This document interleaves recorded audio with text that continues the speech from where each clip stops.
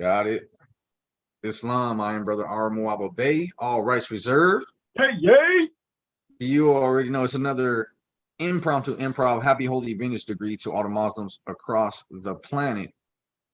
It is the 7th day of April, according to the Gregorian calendar, right? 2023 or 1443 Moorish calendar year. We're in the age of Aquarius, so this knowledge is pouring. Of course, we're here to make sure that you catch every drop of that knowledge that you so desperately need, or should actually be, what's the word for it? Eager to actually want to learn. Like, if there's anything, like, when they say, what do you want to be when you grow up, right? If there's anything you should be eager to learn, it should be the law, because no matter what it is that you choose, that you think that you want to grow up to be, right, in society, so to speak, right? This mindset this foreign mindset that you might have adopted somewhere along the line in your life. But you got to realize is all those professions that you might think you want to be. I want to be a police officer, or I want to be a fireman, or I want to be a rock star, or whatever you think you want to be. I want to be a civil engineer or whatever. You know what I mean? Whatever you think you want to be, those occupations, so to speak, right? Those things are governed by laws when you're doing them the way that you guys think that you want to do them. You want to, be official, right? You want to be super official. You want to have your license, business license, state license. You want to get your LLC or your sole proprietorship or your professional LLC or whatever it is you think you want to do, right? You want to do commerce in the state, right? All of that is governed by law. So that means, every single position that you could think of that is licensable under state law or under, any local government or pledged government or whatnot, all of those things are governed by the law. Like, when you enter upon your profession, there's a license for that. When you enter upon your profession, there's certain guidelines behind how your business is supposed to operate in that particular field. You know what I mean? There is a regulatory agency over that. It is all governed under some type of statute or administrative code, right? Of some agency. So if there's anything you wanted to do when you grow up, you should be saying, I want to know the law. Like, when I grow up, I want to know the law inside and out. You know what I mean? I want to understand law from universal to, administrative, maritime, admiralty law. Like, you should want to know the law, because different laws apply differently. It depends on how you're moving, where you are in your mind, and how you're built, right? So, for example, the laws of gravity, you know what I mean? Yeah, it affects many, many things, but it doesn't affect everything the same. Like, you're violating the law of gravity. Imagine the boulder telling the feather that it's violating the laws of gravity. Like, hey, buddy, while it's flown down slow, you know what I mean? The feather's like, that doesn't apply to me. At least not at the rate that it applies to the boulder. Yeah, exactly. So that's what I'm saying. Just because the laws exist don't mean it applies to everything or everyone the same. And this is well known. That's why they even have terms such as courts of limited jurisdiction. You know what I mean? It's not infinite jurisdiction. It's not limitless jurisdiction. It's not never ending jurisdiction, all reigning jurisdiction. No, it doesn't say anything like that. No, it's not an all you can eat jurisdiction. Let me stop. Okay. All you can it's not a buffet jurisdiction, you know what I mean? Like, you don't pay $10.99 at the door and then you can, charge whoever you want. That's not how it works. No, it's not an Olive Garden of jurisdiction. No, salads of jurisdiction. Unlimited bread and salad. Like, hold up. All right, man. No, yeah. So, man, again, in this age of Aquarius, you know what I mean? Like, what is Aquarius? Aquarius is well, at least the sign is a water bearer, right? The glyph Mm-hmm. for Yep, it is. Aquarius is the water bearer, and at least we know those who are returning to that mindset of our ancient foremothers and forefathers. For the most part, it was the women that was actually retrieving the water in ancient times. So to have a man bearing the water, it's symbolic of, you know, that phrase in the Bible that says, you know, follow the man bearing the pitcher of water, right? Yeah. Or something like that, right? Yes. So you know, at the end of the Pisces age, right, which was the fish, which was, you know, that Jesus, that I am identity fish, whatnot, right? The glyph for Pisces. At the end of that age, which we recently came out of, you know, they're saying to follow the man bearing the pitcher of water, which would be the water bearer, which would be Aquarius. So again, it's raining. You know what I mean? It's pouring, and you know, if you're outside and you're not getting wet, then you're probably not outside. You know? You're probably not outside. You probably I don't know, knows where you're probably in the state or something. Islam. It's interesting too when you bring it up. That's why I just wanted to just kind of share screen on the charts and shit mention. And it's interesting how the sixth house cusp is on Aquarius right now. That's interesting. During the Saturn set, right? Saturn setting, right? Mm-hmm.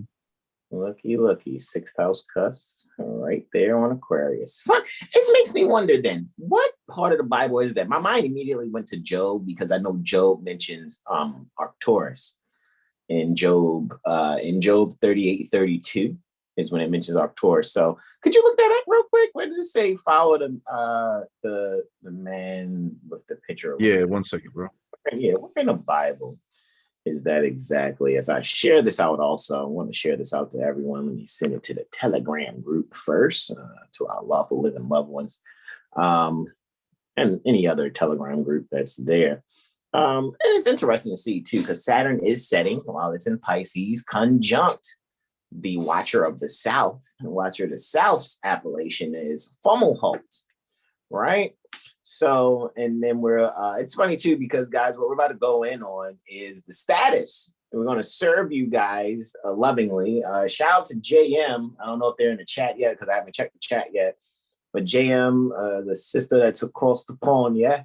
You know, today we're going over Birmingham Corporation, West Midlands, United Kingdom. And, you know, I was able to find some things prior to us going on the broadcast just to see, you know. And, you know, we're going to go in on some things. Brother R is going to show you something first, you know, for... Would you like me to share now? Or... Oh, we're going to do that after... Okay, I found it. Oh, you found it? Which so-called degree and minute or chapter and verse? It's in the chat right now, Luke 22, verse 10. So 22:10. 10. And I would actually like to look at the different, you know, because I got that from Bible Gateway. I went to Bible Gateway after I found out what chapter and verse it was. You can scroll on. I can relieve this. I just wanted to show like how, you know, Saturn in the sixth, ruling the sixth, just really speaks to us, bringing you guys some essentials that'll serve you well in comprehending what's going on in everyday workings, especially for near the Birmingham Corporation, West Midlands, United Kingdom. So JM, I trust you'll be in the chat sooner or later if you're not already there. Once I check to see, you know, check the chat to see who's commenting or whatever it is, what it is. But that's what we're going over today. And so let me stop the screen share here so Brother R can kind of share that portion before we do our invocation in. Right? We stop the screen share. Uranus and Taurus also ruling that, you know, is very, very interesting. It would just say that, you know, Uranus and Taurus is squaring, you know, naturally squaring, because on the fixed cross, it's the bull, the eagle. The eagle would be Scorpio because the constellation Aquila is aligned there. The bull, the eagle, the man, which is we're referring to right here in Luke 22:10, and the lion, which is Leo. That's on the fixed cross, correct? So with that being said, I'm going to keep sharing on out, bro. Go and do your thing, man, because I know you said you want to look at the other versions too. So, you're looking at the revised Geneva translation. Looky, Astro Cookie. I yield, bro. It's long. All right. Oh, we got a standoff somewhere.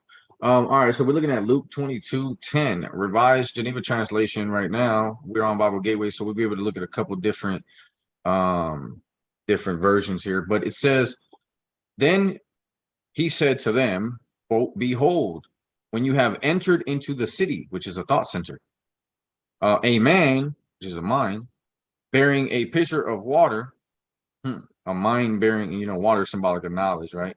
And thoughts, yeah. And thoughts, right? Rivers, streams of thought, right? Shall meet you. So when you enter a certain thought center, right?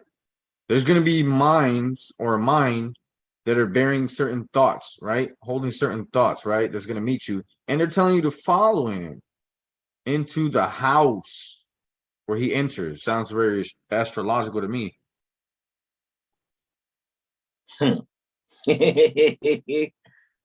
Superly astrological, right?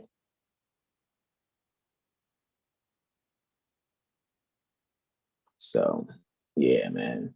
Then he said to them, behold, when you have entered into the city.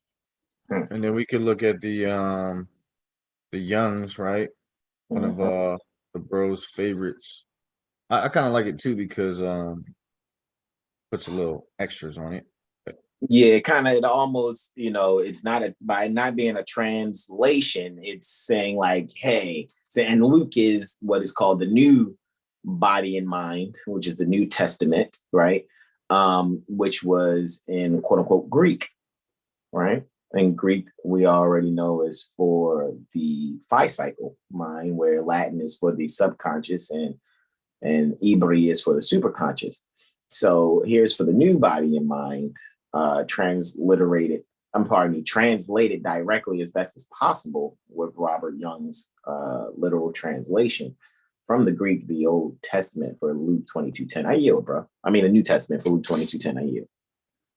Islam. It says, and he said to them, lo, in your entering into the city, there shall meet you a man bearing a pitcher of water. Follow him to the house where he doth go in. I guess lastly, we'll do one more.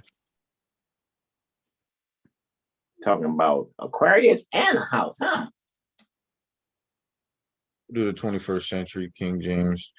It says, and he said unto them, behold, when you are entered into the city, there shall a man meet you bearing a pitcher of water. Follow him into the house where he entereth in. All right, I yield on that point, and I'm actually gonna put this up real quick because this is going to the specific subject matter of this impromptu improv, which again is, let's see here. I know I did get kicked out, so it might have not been there for me, but all right, it's actually the telephony field trip again, right?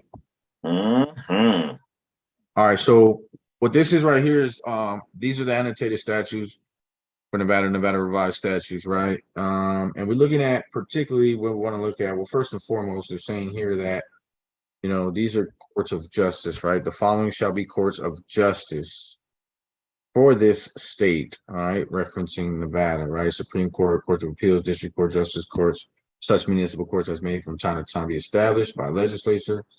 These are all courts of record.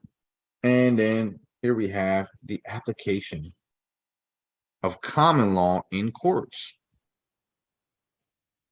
It says NRS 1.030, application of common law in courts. The common law of what? The common law of England. So far as it is not repugnant to or in conflict with the Constitution and laws. So far as it is not repugnant to the Constitution and laws of the United States, or the Constitution and laws of this state shall be the rule of decision in all courts of this state. See that? Why is the common law of England the rule of decision in all courts in Nevada? Interesting, right? Looky, Astro Cookie. So with that, just something to ponder, guys. Because it's all gonna make sense here in a minute, but I'm gonna yield on that point and allow you to do your thing. Yeah, man. I already shared to Facebook. I think I got everything covered. I shared there. Oh, you know what? Let me share it out to our Jurisprudence Gem loved ones also. Right. Let me just share there real quick. Right. And go in a little bit there. Other than that, guys, yes, we're I'm glad Brother R, like I said, and we'll bring that up too at our invocation end. And reading after reading the 2 letters we read in every meeting, also to just further just expound upon, like, you know, because I want to put my eyes on that, you know what I mean, just analyze even further. It's like, like, look where one is extending their mindset. Right? It's like, I have the right words to speak all the way over there across the pond. Like, really? Like, eat the cat when they be like, when he goes, this is my girlfriend, Annabelle. And they go, gosh, Eek, she's fat. And he goes, really? For those of you that grew up on Eek the Cat, you know, if you know that cartoon, right? If not, look it up. Look and see if you can find Eek the Cat and just see every time he was just like, he never saw Annabelle as being one who was obese. Everybody else will point it out. It's so horrible. And he's like, really? Like, he's like, he ain't kid. He like more cushion for the pushing, I'm guessing. You know what I'm saying? So with that being said, let me cool. That's already out to our lawful living loved ones, right? And now let's come on over here. Let me go and share the screen, right? And share content. Boom, right? All right. Start broadcast, right? Did I start it? I don't think I did. All right. And also what's behind me, this is the Birmingham Library, right? With the, you know, the flower of life. I just thought that was interesting. Look, the flower of life. And then there's squares like compass, squares. You see what I'm saying? Like, look at that. It's so squarey and whatnot. Okay, anyway. Just thought that was interesting. Like, you know what? I like the way that building looks, the way the Birmingham Library, you know, near West Midlands, United Kingdom, right? So let me share the content like I intended already. I think I just missed the button. Okay, there it is. I rage-ate the button now. All right. So with that being said, right, here we go. All righty, guys, I'm going to do the invocation in term the Moorish American prayer, right? As you can see, Prophet Noble Drali is standing handsomely in his Moorish Sharif's fez, standing due guard in his abba, right? Is that an abba or bolero? Which one is it? You know, pretty sure someone would say. Anyway, as well as standing, standing due guard is 45, right? So that's how we're going to stand on a 45, except how our hands are going to be positioned. We're going to extend all 5 appendages on the left hand, just the index and middle on the right. All righty. And we're going to face east, which is symbolic metaphysically of going within, right? For me, east is right behind me. All right. So you guys can repeat after me, either aloud or in your heart. Islam. Islam. Allah, the Father of the universe. Allah, the Father of the universe. Father of love. Father of love. Truth. Truth. Peace. Peace. Freedom. Freedom. And justice. And justice. Allah is my protector. Allah is my protector. My guide. my guide, and my salvation. and my salvation. By night By night and by day. and by day. Through his holy prophet, His holy prophet, Noble Drew Ali. Noble Drew Ali. Ameen. All righty, guys. Let us go to the two letters to be read in a reverie meeting, right? And that was from administrative functions, right? Moorish Holy Temple of Science administrative functions, pages 48 and 49. I'm going to go on over here where we're to pages 84 and 85, right? Still the Moorish Holy Temple of Science administrative functions. And I yield the floor to my beloved brother, in whom I'm well pleased, Brother R. Bey. Islam. Islam. The following is a letter written by Prophet Noble Drew Ali on the 18th day of January, 1928 AD. He commanded that it be read before every meeting.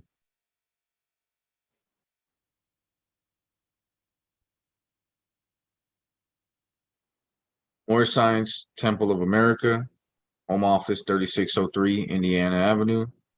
Noble Drew Ali, founder, Chicago, Illinois, January 18, 1929. To be proclaimed in every meeting. Dear Brother Islam, I'm glad to know that I have a few faithful Moors among you all, and I desire for them to know the truth and the divine truth. There's a host of jealousy about me and the movement now by the same people of our side of the nation that claim it was only a joke and unreal. But now, since they have found out from the government officials, right, remember I was saying earlier how people want things to be official? Exactly. Official. Since they found out from the government officials in the nations of the earth that this is the only sole foundation that all Asiatics must depend upon for their earthly salvation as an American citizen. They are working every scheme that they can to disqualify me.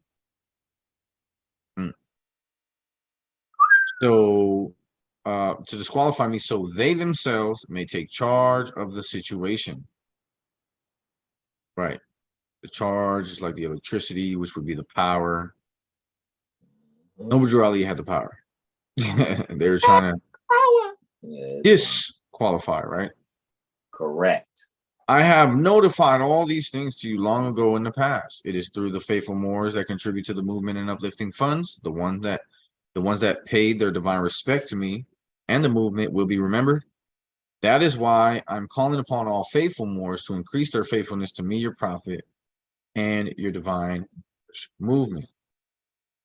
I need finance and I need it bad. Never before have I needed finance as badly as I do at present, that I may shove aside the discord that is facing the nation. It all comes through jealousy because of my fame and nobility. The nations of the world will not recognize the movement without me, the prophet, being the head.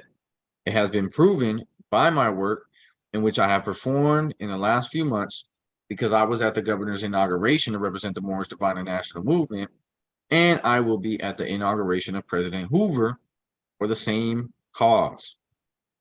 Noble Drew Ali. Islam. And here in the Moorish literature, excerpts from the Moorish Guide newspaper, we're here on page 12 and 13. And again, standing there handsomely, standing due guard, of course, Prophet Noble Drew Ali and his Moorish Fez, right? What we're going to do is go to page 13, the second letter to be read in every meeting. All right. Divine warning by the Prophet Noble Drew Ali. Prophet warns all Muslim governors, ordered to read proclamation at each meeting. I hereby inform all members that they must end all radical, agitating speeches while at work, in their homes or on the streets, especially the internet also. We are for peace and not destruction. Stop flashing your cards at Europeans. It causes confusion. All right.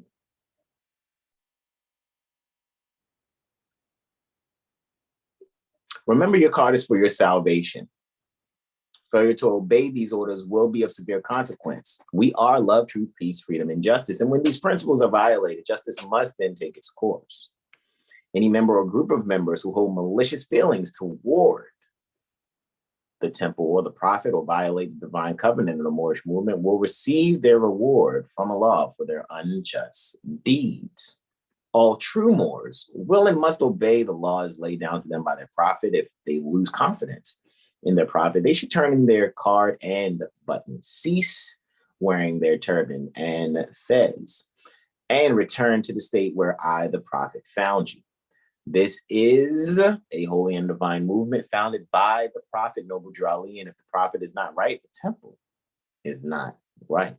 Moors who know they're Moors and still want to act black, I'm so glad y'all don't wear fezzes. Just keep them off. Don't put them on, dude, for real. These Moors they still want to be so clingy to the principles, man. I swear. That's why I just stay out the way, bro. Islam, you already, bro. The prophet, therefore, is sending out the divine plea to all Moorish Americans that they do their part in protecting their prophet and the temple. This is an everlasting movement founded by the prophet through the will of Allah to redeem his people from their sinful ways by order of Prophet Noble Drew Ali. All right. So that there is simply amazing. So guys, we about to jump on in on this thing, man. Like really like enjoy ourselves, have a super duper great time looking at a jurisdiction that is corporate and across the pond. However, its tentacles seem to be touching here, right? As Brother R shared. Brother R, can you bring that up again, man? That Nevada revised statute that's talking about the common law of England. Yeah, that makes me think about that Dave Chappelle skit where he was like, "Come on, man, you're hitting my elbows." Flat out. Why are your elbows reaching over the seas and shit? Basically, like you can't stay on your own armrest on your side of the pond. You know what I mean? Stop trying to rest your arms over here. So apparently, the common law of England, so far as it's not repugnant to or in conflict with the Constitution or the laws of the United States, or the Constitution and laws of the state of Nevada, correct, shall be the rule of decision in all courts of this state. So right here's law of England. Right here it says common law of England. We're gonna give you all the zoom in real quick so you know you don't have to squint. So hold on. So hold on. So is the Constitution pertaining to the state dealing with England? Is there a Nevada charter?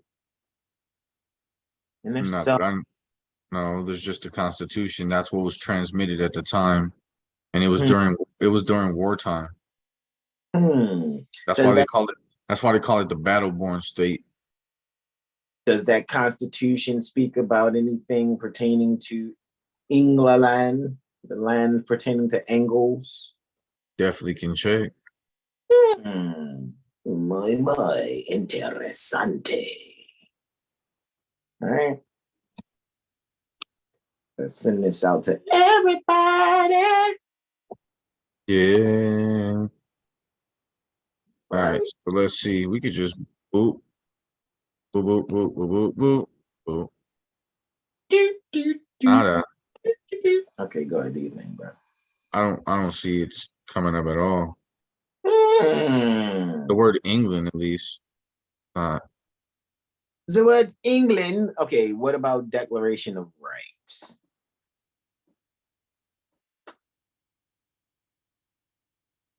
Okay. Oh, that's the first thing. Yeah, I was gonna say click on that and then type England. Well, we're in all of it. Oh, so that wasn't just okay. Yeah, we in the whole thing. So wow, like common. Common, gotcha. Common law, right? Common law doesn't pop up, but common space pops up 10 times. Common good, right to assemble and to petition. The people shall have the right to freely to assemble. Wait, people shall have the right freely to assemble together to consult for the common good. All right, hold on. Common schools, taxation. Look, under taxation of estates. Jesus. Of estates taxed by the United States. See what I'm saying? Oh, we don't recognize the federal. You don't. Can you say that again, please? Louder. Oh, hey, guys in the front, in the back, y'all listening? Listen, I need witnesses. Say that again. You don't recognize what? What you talking about? You took an oath to the Constitution? You mean? Man, hold on. Boom. Common schools, common schools, common schools, common schools, common schools. Correct. And more common schools. Oh, and look, lastly, common schools. All right. So, any other word you wanted me to look at? This is the whole Constitution. So now if you go back to that statute, right, it does conflict because the common law of England has nothing to do with the withstanding pertaining to the Nevada Corporation. I mean, Right. Law comes up 229 times. Interessante. Common, not so much. So, even showing up in England, the Constitution, nor is England. So what are they talking about in that Nevada revised statute? right? Let's actually go back here and see this reference here. Application of common law in the courts. So when they go to utilize or apply common law in the courts, they're like, you know what? We're going to do the common law of England. Yeah, instead of American common law, that doesn't make sense. When American common law would bring up Guyana Shigoa. And Supreme Court rulings. Exactly. I mean, yes. However, primarily, which the Supreme Court rulings are even based on for you to get there, is Guyana Shigoa. Subject, yeah. Had a great law of peace. Mm-hmm. Let's see some. I'm about to see some. Boom. Look at that. Look at that. Let's see. I want to find, hold on, because I had studied an article that teaches you how to read this right here, or how to research this right here, but this is like something else. So let's do this. Snap. Hold on. Man. All right, so before I click that, let me see if something popped up with it.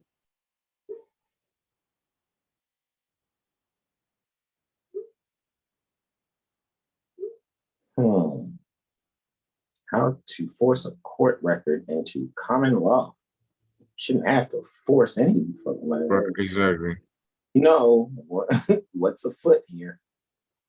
What's a Pisces here? Okay, so they're playing games with that. So let me just look at this. Oh, here's the legislative history tutorial too that shows you how to do that. All right, interpretation of. Oh, okay, boom. What they talking about here? Let's see. Let's see. Legislative history tutorial, NRS history line, research division, constituent services, research library, tutorial start, history facts. What do the numbers and abbreviations at the end of the section of the Nevada Revised Statutes NRS mean from the Legislative Council's preface to the Nevada Revised Statutes? The legislative history for each section of Nevada Revised Statutes enacted as part of the revision bill up to the time of enactment has been inserted in brackets immediately following the section, as we see right here, right? Each legislative history contains a reference to the section, chapter, and year of the Statutes of Nevada. That's what it's called, Statutes of Nevada, right? From which the section of NRS is derived, together with references to subsequent amendments and, when applicable, section numbers in prior compilations. Certain abbreviations have been employed by the reviser in order to shorten the bracketed material. All right, so let's go back and look at what we have here. We have 1911 CPA subsection sign, right? 1911 CPA. Where's CPA? I don't even see it. Okay. Oh, right here. Here we go. Practice. Civil Practice Act of 1911. Okay. So then what part of that? Right? Section 532 of that. Okay. So then we would go, oh, snap. Let's pull this back up. Oh, I don't know why I did that. That's pretty dumb. Hold on. Okay. Grab the window and put it back in with the rest of the windows. Yeah. Okay, cool. All right. So what I'm gonna do is I'm gonna take this boom, copy. Gonna go over here real quick. Boom. Take that out, paste that. And what was the section again? 532. 532, right? So we just come over here and do this. Boom. And then Control C, Control V. click back loud. No, don't do that stupid stuff. All right. Boom. I don't know why New York popped up, but see, Nevada, Constitution. I'm gonna go back up. Which one are you looking at? 3. You said the third one? This one? Yeah, let's see what happens. I hope that's not the same website. In 1911, 3 very important acts were enacted that served as the foundation of many civil and criminal laws. Civil Practice Act of 1911, Crimes and Punishment Act of 1911, and Criminal Practice Act of 1911. Interesting. Many provisions of the current NRS have as their origin one of these 3 major acts. The NSCLL is frequently asked for either A, the legislative history of or for certain provisions that originated from this act, or B, the statutory origin of certain provisions that originated from this act. The first request is not possible in that committee minutes documenting legislative intent were not kept until 1965. You hear that? Committee minutes documenting legislative intent were not kept until 1965. What they doing before then? They were just like, oh, we freestyling this shit. Hey, man, you think we should document it? Nah, it's all good, man. We ain't got to document it. Nah, just spit that shit. Acapella. No beat, fucking what? Freestyle. See also our Nevada legislative history research guide for more information for a chronological description of how each of the 1911 acts progressed through the legislative process as reported in assembly. So we want this one. Yeah, let's see what we got there. Oh, got a whole PDF there? That's love. Rating? Yes. I appreciate you. Indeed. That's why I was like, hold on, go back. That third one looked like it had some official tissueness to it.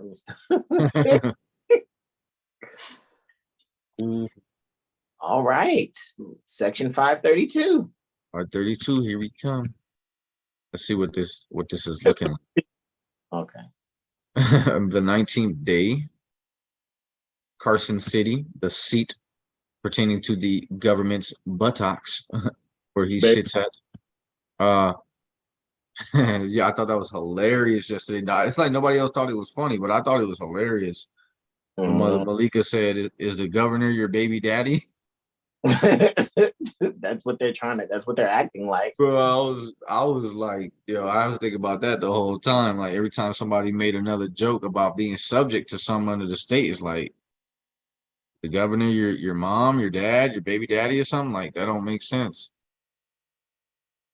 How are you connected? Let's just do 532. I'll start that. Let's go and do that. Where's the sections at, anyways? First of all,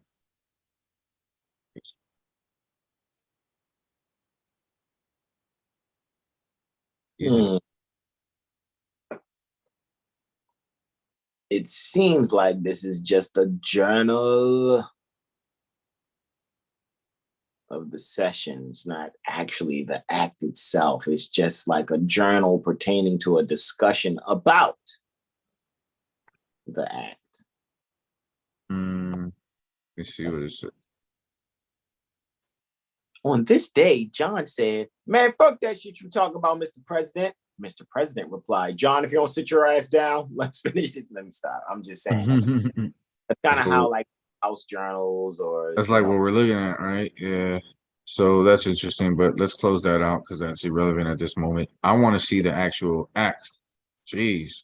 Yeah, see if you can just Google very briefly Civil Practices Act of 1911 PDF and see what happens there. Let's see.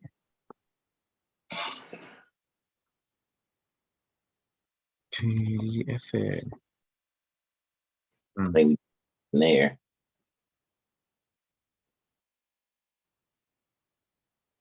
I don't know what that is. That looks like Michigan, though. Michigan University, the University of Michigan. Interessante. I think they have it on one of their websites though, because I'm pretty sure I've seen like all of those at one time. No, this is that BS we was looking at. If you go to like let's do oh snap. That just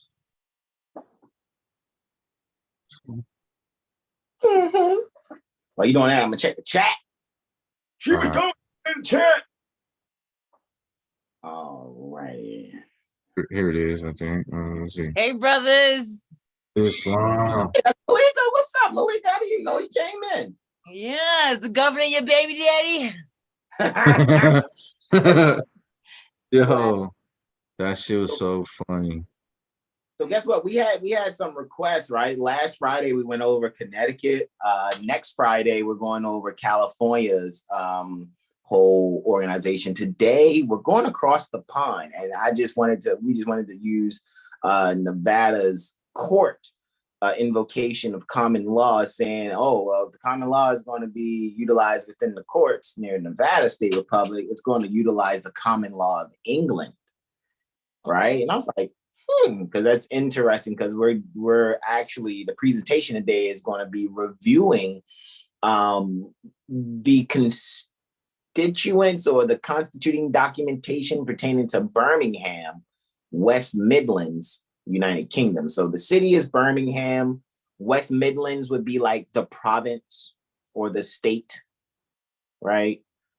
Or you know what I mean? And then United Kingdom, I guess, would be the occupying foreign jurisdiction term, the country. That's counting rye for the bread that needs to be made. Count rye, right? Country. So that's what we're reviewing today. And just very briefly, we were just looking at where did they get this whole the common law of England is to be utilized within the courts pertaining to Nevada. So it's like, okay, well, so now Brother R is looking for the Civil Practice Act of 1911, which is what they in the brackets are saying where the legislative history is concerned pertaining to that particular Nevada revised statute, because it says in that Nevada revised statute that the common law of England, as far as it doesn't conflict with the constitution of the state, is what will be utilized. And it's like, well, why not? But the constitution of the state says nothing about common law or England. Because we did a control F. Yeah, but it's principles, though, ain't it? Isn't it similar to saying the laws of God, as long as they don't conflict with the Constitution? It's like, bruh, what? We would just actually it bet not conflict with any law. No, it shouldn't conflict with any law. No lower law can conflict with any higher law. Correct. So we just wanted to find the language. This was application of common law. Yeah, they all do that. Every state will have something like this. The common law of England. If you search it, you'll see it'll talk about the common law of England. Which I'm not knocking if one is, Because that is the root. This is just a colony. So why wouldn't that be? I mean, if one isn't, it only would not be for one that isn't a colony member. Right. Because then I think at that moment, and this is why I brought up the Treaty of Peace and Friendship, Article 22, where it says that, you know, if Moor wounds or kills a Christian, or Christian wounds or kills a Moor, that the law of the country is to take place and basically have precedence. And the law of the country is the great law of peace. You know what I mean? So I'm looking at it like, okay, if one is not statutorily obligated under the, you know, laws of England via being a colony member, then that means now one would be resorting back to the great law of peace, which is what was happening on the East Coast. All of it still has to be based on basic fundamental principles, yes, of natural law. Don't start no stuff, won't be no stuff. For period. example. Yeah, golden. Yeah, for example. Yeah, it's definitely the golden rule. You know what I mean? Said it in so many ways. And so I guess, you know, what Brother R is doing, he's zeroing in on where to actually find that particular portion in the legislative history. Speaking on, that was what, you looking at NCL, which NCL? 9021, 9021. 90. Oh, 9021. Yeah, 9021. And you're well in the 7,000. I know you're getting closer. 90, you're in the 8, right? There you go, right there. But no, it's 1.030. That's it. Right, but it's going to take you right back. Oh, yeah, that's some bullshit. Yeah. Do that. That's interesting. That's well, how do it? Well, then this is just like an index or something. This is what it seems like. that was this reference here. The RL was what? It said the RL was. Let me see what the RL was. Revised laws of Nevada. Mm-hmm. And NCL is the Nevada compiled laws, right? So they had a time limit, or a certain time when they were used, right? So it's like, yeah, man, we sampled this part of the beat from this record. Right.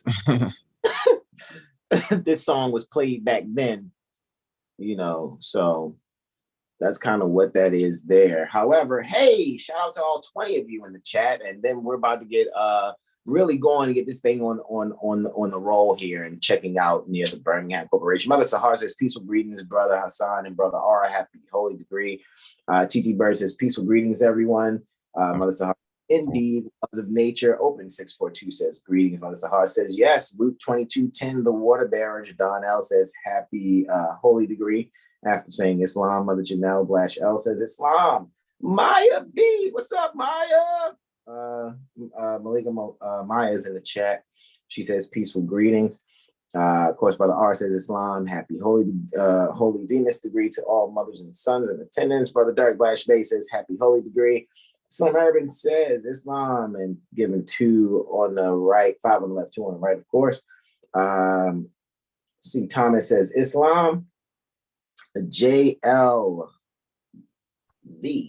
his greetings, gratitude for the invitation.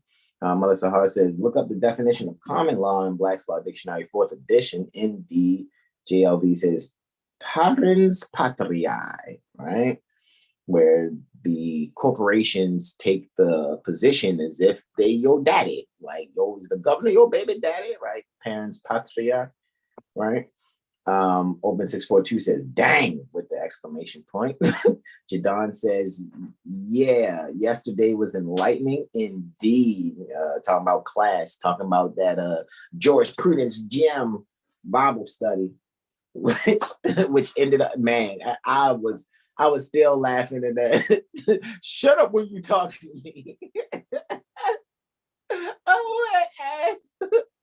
Well, they go, I don't know if that was Am Woman, and she was like, have you used any of the documents prepared Yeah, he was like, I'm sure he didn't. Malika, and I was like, I'm sure that answer is no. It's like he was like, shut up, nigga, don't think of me. Yo, I just had to laugh because it's like, yo, it's like I almost whispered it, and that shit got him so livid, right? But Morpheus is hilarious, man. Shout out to Morpheus for making Bible study hilarious every time he speaks, right? He said, I know y'all hear God Oh, speaking. damn, I'm definitely in the wrong spot. It's Supposed to be 5474. I was laughing so hard because everybody got quiet. It's like I could hear people going like, "What the fuck are you talking about?" But it was all good, yo. Yeah, I ain't gonna front. I stick around even when Malika's like, "All right, I'm gonna stop recording." Some people think that means it's over. Nah, man. After class be litty on the Zoom. I'm trying to tell you, after class be litty. Seriously. JM says, happy holy day. Good. JM here now. That's great, JM. Because now we're about to fantastic. Yeah, bro, they don't even have it. They don't even have it, bro. Look, I mean, I think I'm in the right thing, but this is RL 5474, right? Section 5474. And when you come right here, it goes up to section 4827. But let's go to the front to see what I was actually looking at. Supposed to be archive version of the revised laws of Nevada. And does it not say that's what it is? Revised laws of Nevada, RL 1912. Let's see. 1912. This shit says 1912, bro. They don't even have that section in here. So this is volume 1. We need volume 2. How do we get volume 2? Because look, it says it literally says right here. All I had to do was look at the first page and I would have knew that it doesn't hit that one. So we need volume 2. Islam. Islam. JM says, happy holy day. Jadon says, that's not my baby daddy, yo. And dude sounded real scared yesterday. Like, it's just funny. Because I thought he was making some progress. He finally said, I was like, oh, he said, I. Did I? You know, we Oh all. my God. Stop it. we all been indoctrinated, and that's what you know, because you got this. It's just like, why doesn't he just say I? When he finally said I, a small tear almost generated out the corner of my I almost was like, Evita, don't cry for me, Argentina. Like I almost it was like 5474. Growth. But anyway, JM says the end of that class was crazy. So JM was in attendance also yesterday, right? And Maya's laughing. So, all right, let's get this going. No worries, Brother Ara. I mean, one thing we have seen today in your presentation for this portion, bro, is that you are showing the people why we don't fuck around, because we're thorough, bro, in our search. You see what I'm saying? Like, and especially I'm going to say the three of us that are here, essentially, like you know what I mean, yourself, I, and Malika. I know we don't fuck around. You know what I'm saying? Here it is though. You found it. Did it? 5474 common law. Law. Extent of application of section 532. The common law of England, so far as it not repugnant to or in conflict with the Constitution and the laws of the United States, or the Constitution and laws of this state, shall be the rule of decision in all the courts of this state. So it didn't really recite that fully in the fucking Nevada Revised Statute. Just that alone gives a little bit more. And then it says the common law of England as modified, right? It said, okay, it said it a little bit. You know what I mean? It's kind of like I said, it's showing where it's sampled from. Common law of England as modified by English statutes adopted prior to the time of the Declaration of American Independence. So this is pre-Declaration of Independence. So they're saying like the consent of the governed type shit is not even on the table here as far as a consideration, is presumed to be the law of this state so far as it is applicable to our conditions. Hamilton v. Nealon is the one would say opinion. Yeah. We will also say case law, which we also know that if it's not rebutted, it's a standing decision. And in Latin, standing decision is pronounced stare decisis. Some people say stare decisis. State ex rel Donnelly v. Hamilton.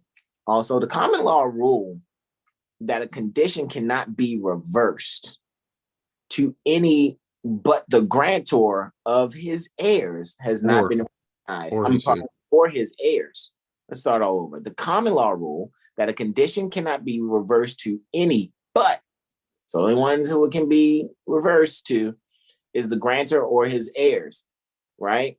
Has not been recognized as the law in this country. So that means one would have to utilize this to invoke that, like, hey, you can't do this probate shit irreversibly because, hey, the heirs are speaking up. When you try to ask me, did I change my name to the court? I said, no, I corrected my name under common law status. And they said, well, we don't recognize the common law. Well, NRS 1.030 says you do.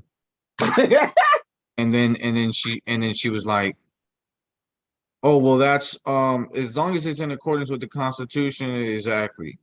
All right, yeah. Next. Saying that means she knew what the fuck. She knew it the whole time, but try to say we don't recognize it. Shut the fuck up, bitch. I mean, hold on. It's like courts are subject to the mandates and provisions of the common law, both as regards their authority and the manner of proceedings, except where that law has been modified or changed by legislation. Burling versus Goodman, right?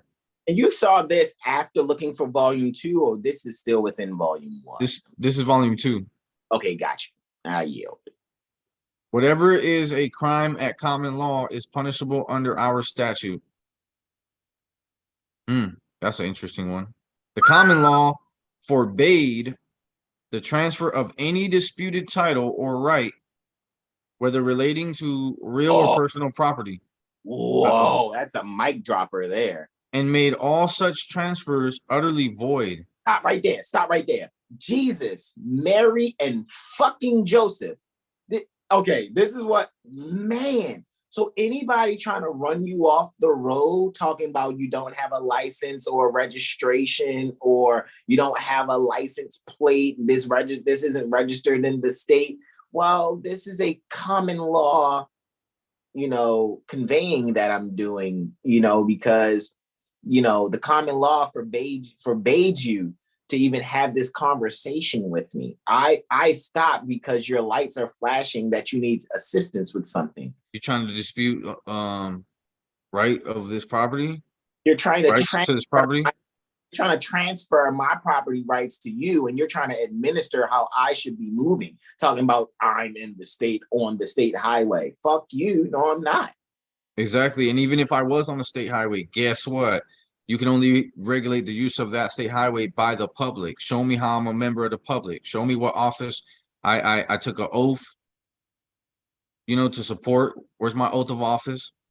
And where's the and what license are you presuming me to be operating under? Show me that say again. Show me that I'm a resident. Mm-hmm.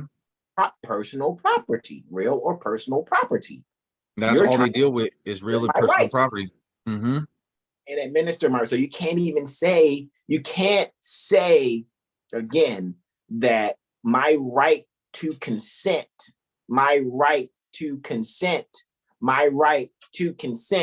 can be transferred to someone who has on a gang garment termed a uniform and titty metal that they call a badge. So again, and this is disputed title. So again, if one is disputing, say, oh, I got the title to that's mine. He needs to get out of there. Well, I'm disputing that because the title is not ownership, first of all, and I have the right to possession. So So and I never gave anyone conscionable consent to administer my possessory rights, whether relating to real or personal property, and made all such transfers utterly void.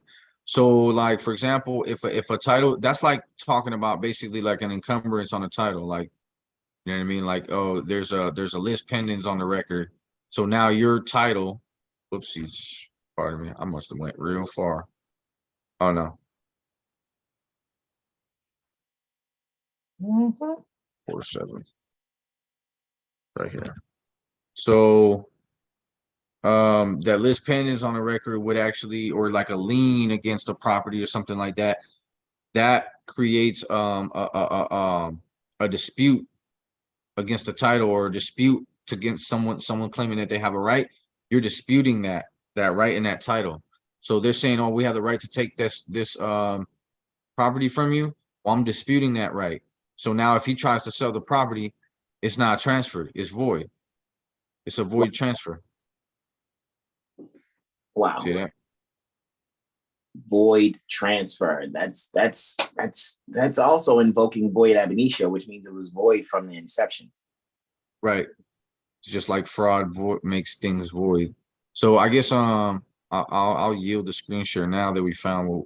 So that's how you kind of look up you know, these sites. You find out through whatever legislative website you have for whatever state you are near.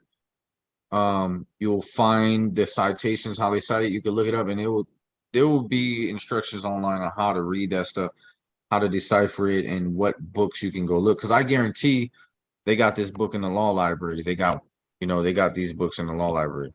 Did you go to the Wayback Machine, or you just did a straight archive.org search? Because it looks like you just I did a Google search and found, I mean, a Microsoft Bing search or whatever.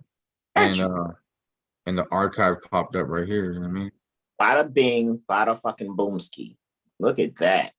So I yield. Islam. All righty. So what I have to share, right? Here. And before I go in, let me go, because I know JM, you see what's behind me, right? You see that, right? Right. And I know it's like, I actually got a yield right now too, bro. But you know, I'll be back. You know, I'll be back. Islam. So this is the library near the Birmingham Corporation. All righty. This is the library. So I figured, I was like, this is a really interesting yeah, right. So what I'm going to do, though, this is the one, because I saw a couple pictures. So this is the actual thumbnail for today's presentation. What's the significance of that building? It's the library. However, I like the fact that it has like the flower of life patterns, right? Seed of life, flower of life, right? Patterns. So that shows the compasses, right? The circles shows that a compass is being used, and it's a squared building. So it's showing you how we are to put a circle around our passions and square up our conduct.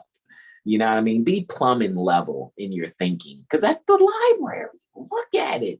And then what's at the top of it is obviously some cylinder, some short cylinder. However, on the facade of it, plan view, so to speak, it's like, it looks like a rectangle there also. So it has this squaring the circle imagery thing there also. So I was like, that is out of sight. That is amazing. And it's also very Fibonacci there. It's also letting you know where to start, right? And it's also in Genesis, to make those circles, it says, God moved upon the face of the waters and basically went to like the outer bounds of it to find something like itself. So when you take a compass and you set your compass legs, let's say you set your compass legs to 6 centimeters, and you set your compass legs to 6 centimeters, and you draw one circle, right? Then you go to the edge, then put your point right? At the edge of that circle, right on the edge, draw another circle. Now take one of those intersecting portions of that circle now, because you've now drawn a Vesica Pisces, go and draw now what is called the Trion Ray, right? And so go to one of those intersecting points, do another circle, do a Trion Ray, and then go to the next intersecting point. And then what you'll end up with is the seed of life. And then you go to those intersecting points, right? And then you draw more circles until you get to, I think, 19 levels of those circles. You'll be able to take your square and draw Metatron's cube, right? So, and that's what I'm looking at this as like, wow, this is amazing. So when I saw that as a picture, I was like, that's amazing. And then I was like, I like how it looks at night too, because we all know I like purple. Right. So I was like, we're going to do that right now too. Right. But yeah, I just thought that was just amazing to actually see. So I like it. Yeah, I like it too. It's really fun. But yeah, JM's in the chat. Like the Birmingham Library, it is a new building, right? Because JM is across the pond. So JM is also, as of coming here, as a part of Lawful Living also. However, they're near the Birmingham Corporation, West Midlands, United Kingdom. So shout out to our Lawful Living loved ones across the pond, right? And I just want everybody to know, I got an apology from Charles. McReal, I got an apology yesterday. So just want to pass on the apology to anybody whose feelings might have been hurt yesterday. What? From what? Well, one thing I didn't appreciate is it's my call and I don't want to get off my own call with a headache. So I would have never known that that's what happened, because I was literally almost in tears over here from laughing so hard.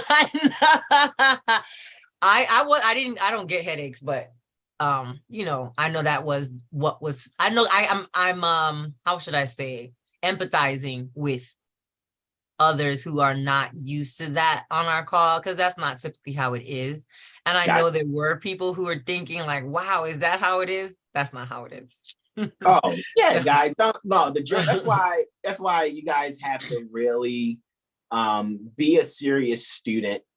Give your donations for, I would, like I said, full access, I think, is the way to go. Give your donation for full access so that you can actually go into a lot of the archive videos, right? Because I gotta admit, like a lot of times I could have, you know what I mean? Hey Malika, hey Malika, hey Malika, hey yo Malika. But you know, that's why Cindy asked the question she did that shut down the call yesterday. You know, that's how Cindy is. Cindy didn't. Okay, so let me just let people, those who don't know, we have a friend-in-law. She won against a foreclosure. And she won in a way that most people won't call a win, because of course most people think going to court and fighting and putting in, you know, a zillion pieces of paper is what wins, or even suing. And what's significant about Cindy's win is she's now the third foreclosure win without having to sue anyone first. Wow. It was just straight up private ministerial action process, where Cindy handled it after they allegedly sold the house. She was just like, wow. whoa, what are y'all doing? And they never confirmed the foreclosure judgment. They never referred it to the sheriff for sale. And according to the last thing that did happen on the record, they only had 30 days. And that was 30 days ago. So they had 30 days ago to complete whatever the last process was. And they seem to have left the battlefield. So when that's the win, when it's a win like that, you don't really know when it's happening that it's a win.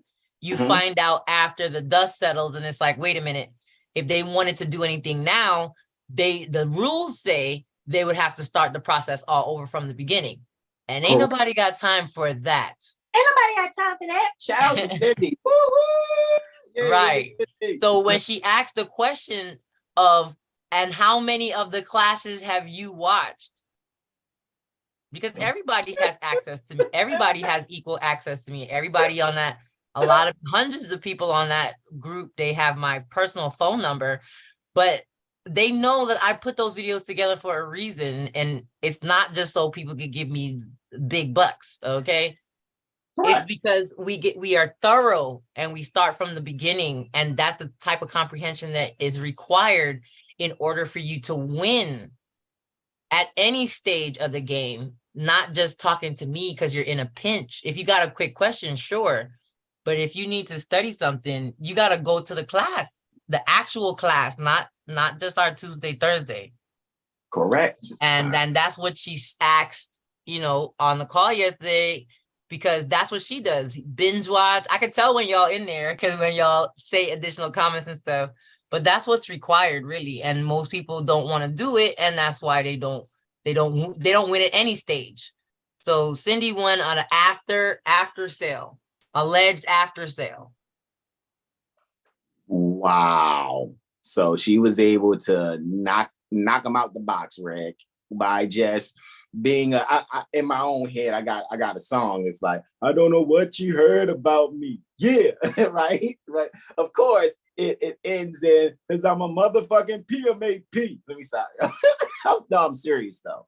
I'm very serious. Private ministerial action processor, right? So in other words, what we're doing is in our minds, we're actually processing within our minds, private ministerial actions that limits these attorneys and so-called judges, whether they're magistrate or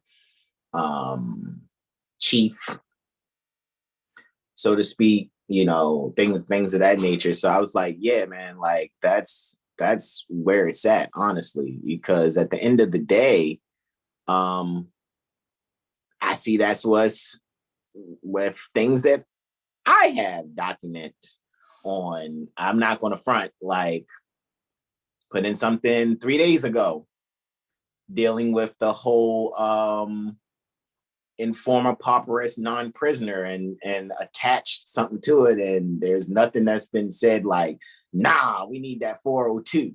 And that was a few days ago, and they don't play.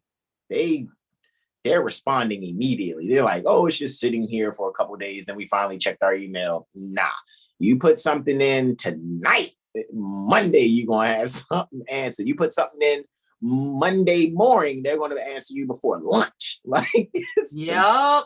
They don't fuck on the district court level. Unless you get them hemmed up, and then they be like, they send it to their friends 600 times, right? Flat out. Yeah, district court, though, for things I've put in so far, and I know I'm not really, and even though I've been having successes on many different levels, I just probably will share some things with you. Be like, look, yo, this is what I did here. I did this to show you my step by step. I got any and everything that's printed right here. Right, anything that's been sent, I got printed right next to me, and that's what I do because it seems like they like, hey man, here's a copy of it for free, so you better. And I'd be like, yup, archive it, set my own little email folder, and then print out whatever it is with all the court stampings on it. It's like, look at that. That so-called federal level is moving.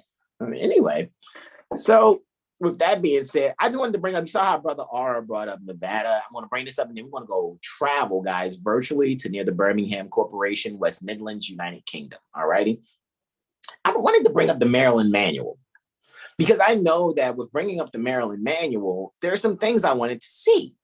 Because I know when you're talking colonies, right, Maryland's one of 13 that are what is called the first colonies, and really are the only states, the only united states, as Keith say, right? United states, right? So, because everything else outside of the 13 are territories, right? They're franchises, right? It's like McDonald's headquarters is Des Plaines, Illinois, out there near the Illinois State Republic, right? That's the headquarters. Everything else is franchised opportunities, which is the same thing as a tentacle. It's like the head of the octopus is near the Des Plaines Corporation, Illinois State Republic. However, you got a tentacle here and a sucker there and another tentacle with a few suckers there, you know. So, you know, when you go to the Maryland manual, it gives you a few things here. Look, they'll give you the budget, the charter, the Code of Maryland, which is the so-called Code of Maryland's laws, and then the administrative code, which is the Code of Maryland regulations. Then they'll give you the Constitution. Constitution is 5 on that list. Jesus, Bruce Lee Christ. So at charter. I wanted to look at charter because I know it's dealing with England, right? Right? Look what it says. The Charter of Maryland. Maryland State Archives, special collections. They're special. Huntingfield Corporation collection from a relation of the successful beginning. See, when you see successful with 2 L's, you're dealing with Old English. Beginnings of the Lord Baltimore's plantation. Beginnings, not continuations, not, we're going to close this thing. Beginnings of the Lord Baltimore and Balte, not Baltai. It's an E there, not an I. Baltimore's plantation in Mary-Land. Look at that. The Charter of Maryland, 1 megabyte PDF. If you click that there, right? And you can view it as a PDF. I'm pretty sure I already did that, but I'll just press it in a second, right? It says this version of the charter appears bound together in a book entitled A Relation of the Successful Beginnings of the Lord Baltimore's Plantation in Maryland, the Maryland Charter, right? And that's like, don't be a menace to South Central while drinking your juice in the hood. Like, that's quite a title. The Calverts, right? The Calverts and their allies published it to entice. That sounds like some luring shit there. Potential settlers. So it's an advertisement. Potential settlers and investors in coming to the new colony, which how did you make a new colony on some shit that already existed before you got there? Or to help finance its development. So the charter is a will work for food sign on the median strip. Is that what it is? You're just there with one pants leg rolled up and your shoes leaning to the side and you just enticing. That's you enticing. Oh, look at that. Look at that. We'll work for food. Ooh, pick me. Like, yeah, please don't drive by. Just honk your horn if you see me, if you don't have any change to put in this cup right here. Jingle, jingle, jingle, jingle. Yeah, that's what it sounds like. That's what I'm hearing. Right? It documents. They couldn't come up with a better word. Entice.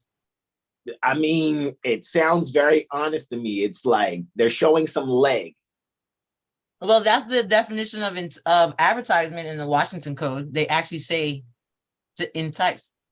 So show cleavage and some boob, no areola. That's what it is. show as high up to the thigh without exposing any pubic hair. If that's what it sounds like it's saying, right? So anyway, it documents the founding of the Maryland colony in 1634 at St. Mary's City. Okay, all right. Well, let's click on it. Let's see. Let's look at the PDF. Just the beginning. We're not gonna read all 23 pages, right? And I'm pretty well versed in Old English because they used a lot of Old English and Latin, as you can see in the seal, right? You can see it, right? So it says the Charter of Maryland. Charles, speaking of McReal, Charles, by the grace of God, King of England, Scotland, France, and Ireland. Wow, he's quite the manager, because a king is actually a manager under someone else. A lot of people won't admit that shit, but you do a little bit of history on kings and how they became kings. Even some kings were only tenants to a landlord. Prime residence. Yeah, that's it. Well, like the president. They were just managing, taking orders from the others. We'll call them.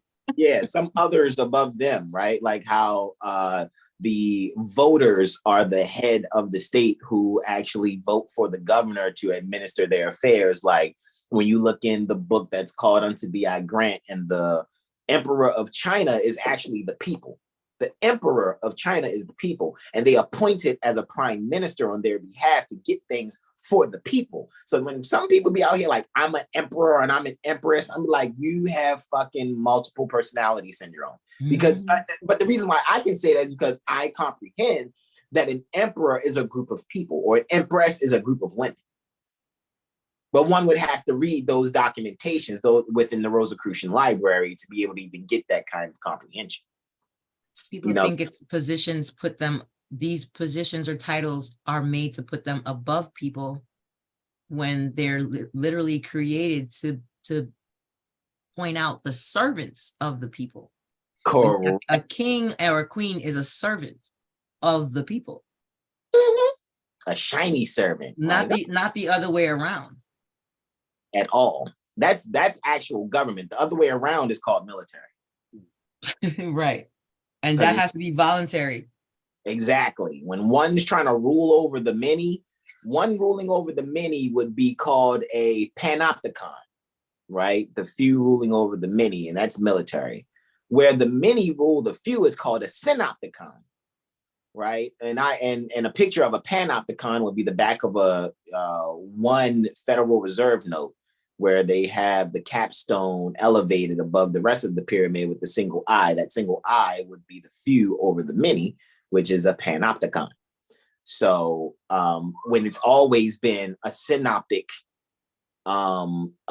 oversight on the planet, where, you know, one who is well versed in something would be appointed to do a certain task because everyone else ain't as good as that one that can do it. So it's like, hey man, go and cop this for us and bring it back to us, not for yourself, and try to rule over people with it, which has been happening with all the corruption that is in certain beings' hearts. So he's the defender, right? Not the defender. He's a defender of the faith, etc. When you see an ampersand with the letter C in a period, that's a Old English way of saying etc.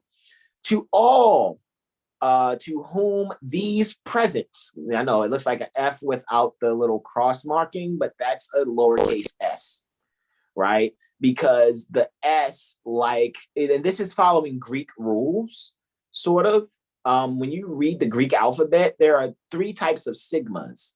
There's a sigma at the beginning, like see how in Scotland, how it's a capital S, but a S in the middle of a word, or a sigma in the middle of a word, would be a different type of sigma. And then you will have a final sigma, which will be here represented as the lowercase s, because see how it has these, it looks like thief, but it's these presents, right? But the S, the lowercase, is at the end, and in Scotland, it's a capital S. So in the middle, it will give you that type of S that's in between other letters in the middle of a word. So that's following the Greek rule for sigma, however, in Old English. So they're utilizing English and Latin to a certain extent, but this way that they're spelling English is based on Greek rules. To all to whom these presents shall come, greeting. Whereas our right trustly and well-beloved subject, right? It's another way they did the C also, right? Cecilius Calvert, Baron of Baltimore, in our kingdom of Ireland, which anciently Ireland is Hibernia, right? Before it was termed Ireland, it was termed Hibernia. Son and heir of Sir George Calvert, knight, late baron, right, of Baltimore, in the same kingdom of Ireland, right, pursuing his father's intentions, being excited with a laudable and pious zeal for the propagation of the Christian faith. Look at that. Look, why are you doing it? The propagation of the Christian faith. I'm spreading seeds. Look at that. That's evidence of the crusade. Enlargement of our empire, and I'm gonna put all this shit in my notices to these motherfuckers. Yo. Malika carrying on her Father who art in heaven's will with much zeal and laudable pious. Yo. I'm gonna put all this shit in the beginning. I'm taking notes. Flat out. I'll send I'll send you the link. Seriously, I'll send it in so you can see the manual and shit and take it from there for real. But yeah, it's the charter. It's definitely the charter, right? It's the second choice after budget. Look at that. And here they're talking about investors and stuff. It's like, so you know what the charter is then? This is their financial statement. In accounting, of their business plan. Their business plan. Yeah, they already did all their bookkeeping, they gathered all their knowledge, and now this is their financial statement. Right? And then the legislation from then until now would be the managerial accounting. Well, this is what we intended, but this is what the fuck happened. Like, here are the minutes occurred. So, and then after that would come the final portion in accounting, which is termed balancing the books, where you would do the quote unquote income tax, endeavors or whatever.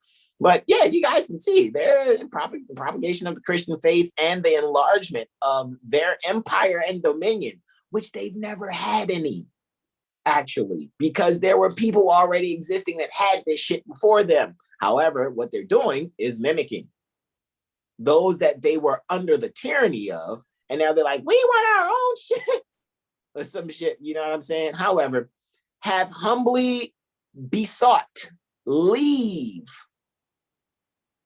of what these by his fifths by his industry and charge to transport an ample colony of English nation unto a certain country hereafter described in the parts of they're transferring their operations to some shit that some people that probably was like, hey man, hey, that's my shit. What the fuck is you doing? Stop moving my trees and shit, man. Like, hey, don't be pissing in that pond over there. We drink out of that. Like, that's probably what happened. That's what I'm seeing. Not yet cultivated. I don't like that word. I'm telling you, I saw what cultivated is. That basically is just like how, when you brought up the thing about real estate, it's only real estate if it's something that has been developed. Yeah. Anything not developed or not cultivated is technically not real estate. All right. Mm-hmm. All right. Cultivated and planted. Though in some parts thereof inhabited by certain barbarous people. Stop calling our ancient foremothers and forefathers barbarous, you fucking idiots. Having no knowledge of Almighty God, because they're not part of the Christian faith, you fucking crusaders. Stop it. How would you know? How would you know if they have no knowledge of their Almighty God? How would you know that? Because they're not dressed in knickerbockers. How did you make that determination? They're not dressed in knickerbockers and penny loafers. They dare have their bosom exposed and feathers about. And that's what translates to they don't know their God. That's what I think it was. Golly, I think he was barred by a language barrier and a bunch of other cultural and barriers that would have made him not be able to perceive that they are very much aware. That's crazy. It's documented history. What the fuck? Like, that's one thing Brother Taj did say. He was like, no matter what they do to you, they're going to document it. It's like fuck. Like, and on the 3rd April 1635, I stabbed Tonto in the eye. Yeah. And I kissed his bitch in the mouth and said, "You are bitch now, bitch." And now we have 3 lovely little half barbarous just children. like that. What the fuck? Let me lick that and seal this envelope. Let me hold on. Where's that? Hand me that. Put it in a jar. Put the jar in the sea. Somebody's gonna find it 500 years later and be like, "You did what?" Basically, like, hold on, man. This is why Prophet Noble Drew Ali said the European owes us and in compound interest. Because they have done eminent domain without compensating us first. So now you can look at the foundation of their practices. Yeah, indeed, bro. Like, look at the foundation of their fucking practices now. Their foundation is that which you now have to deal with today. Woo, woo, woo. Hey, you there with no license plate or your own license plate, that because I'm calling the license plate, even though I didn't ask you what you call it, but since I am, you know, the one in a gang outfit turned the uniform and I got titty metal called the badge, I'm going to use all of my charter jurisdiction over saying you're not cultivated and planted. And you don't know the Almighty. They don't. However, they're acting as if they have the right to impose their will and spirit onto those that are not looking and or acting like them. And that is a grounds for war. Yeah, but we punk bitches. Speak for yourself. Yeah, I'm talking like my homeboy. Yeah. Nah, speak for yourself. Nah, I really think I was one of them ones like, fuck that. If I had a bow and arrow back then, I'm already, I'm on it. You know, I just think what could my conversation have been with the Almighty before I got here? Put me in, yo. Put me in. Put me in. Look at the shit they doing. Put me in, yo. Flat that out. Must be it. That must be it. That shit wild to really, but to read it and see that they documented, like they calling names and shit inhabited by certain barbarous people. Fuck you. And have humbly besought our royal majesties to give grants and confinement to all the said country with certain capital P privileges. Get out of here.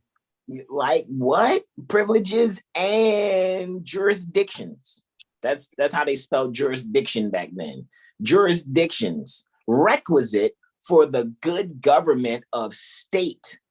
I mean, government and state of his colony with a capital C and country foresaid to him and his heirs forever. You just declare that you're gonna assign yourself somebody else shit forever. What? Yeah, man. Like, come on, man.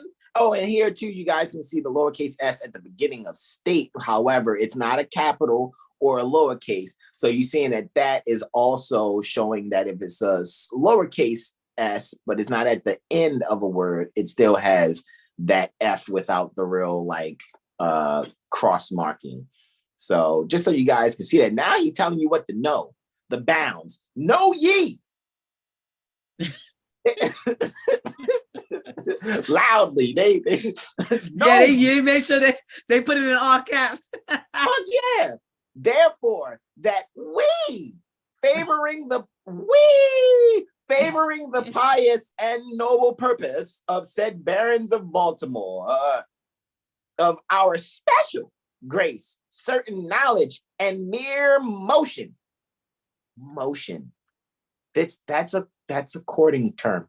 Motion have given, granted, and confirmed. Wow, I'm judge, jury, and executioner. Look at that shit. That's why I said this is a war declaration. Should I take these evil hands? Yes, you shall. I think I might. Yeah. Come on.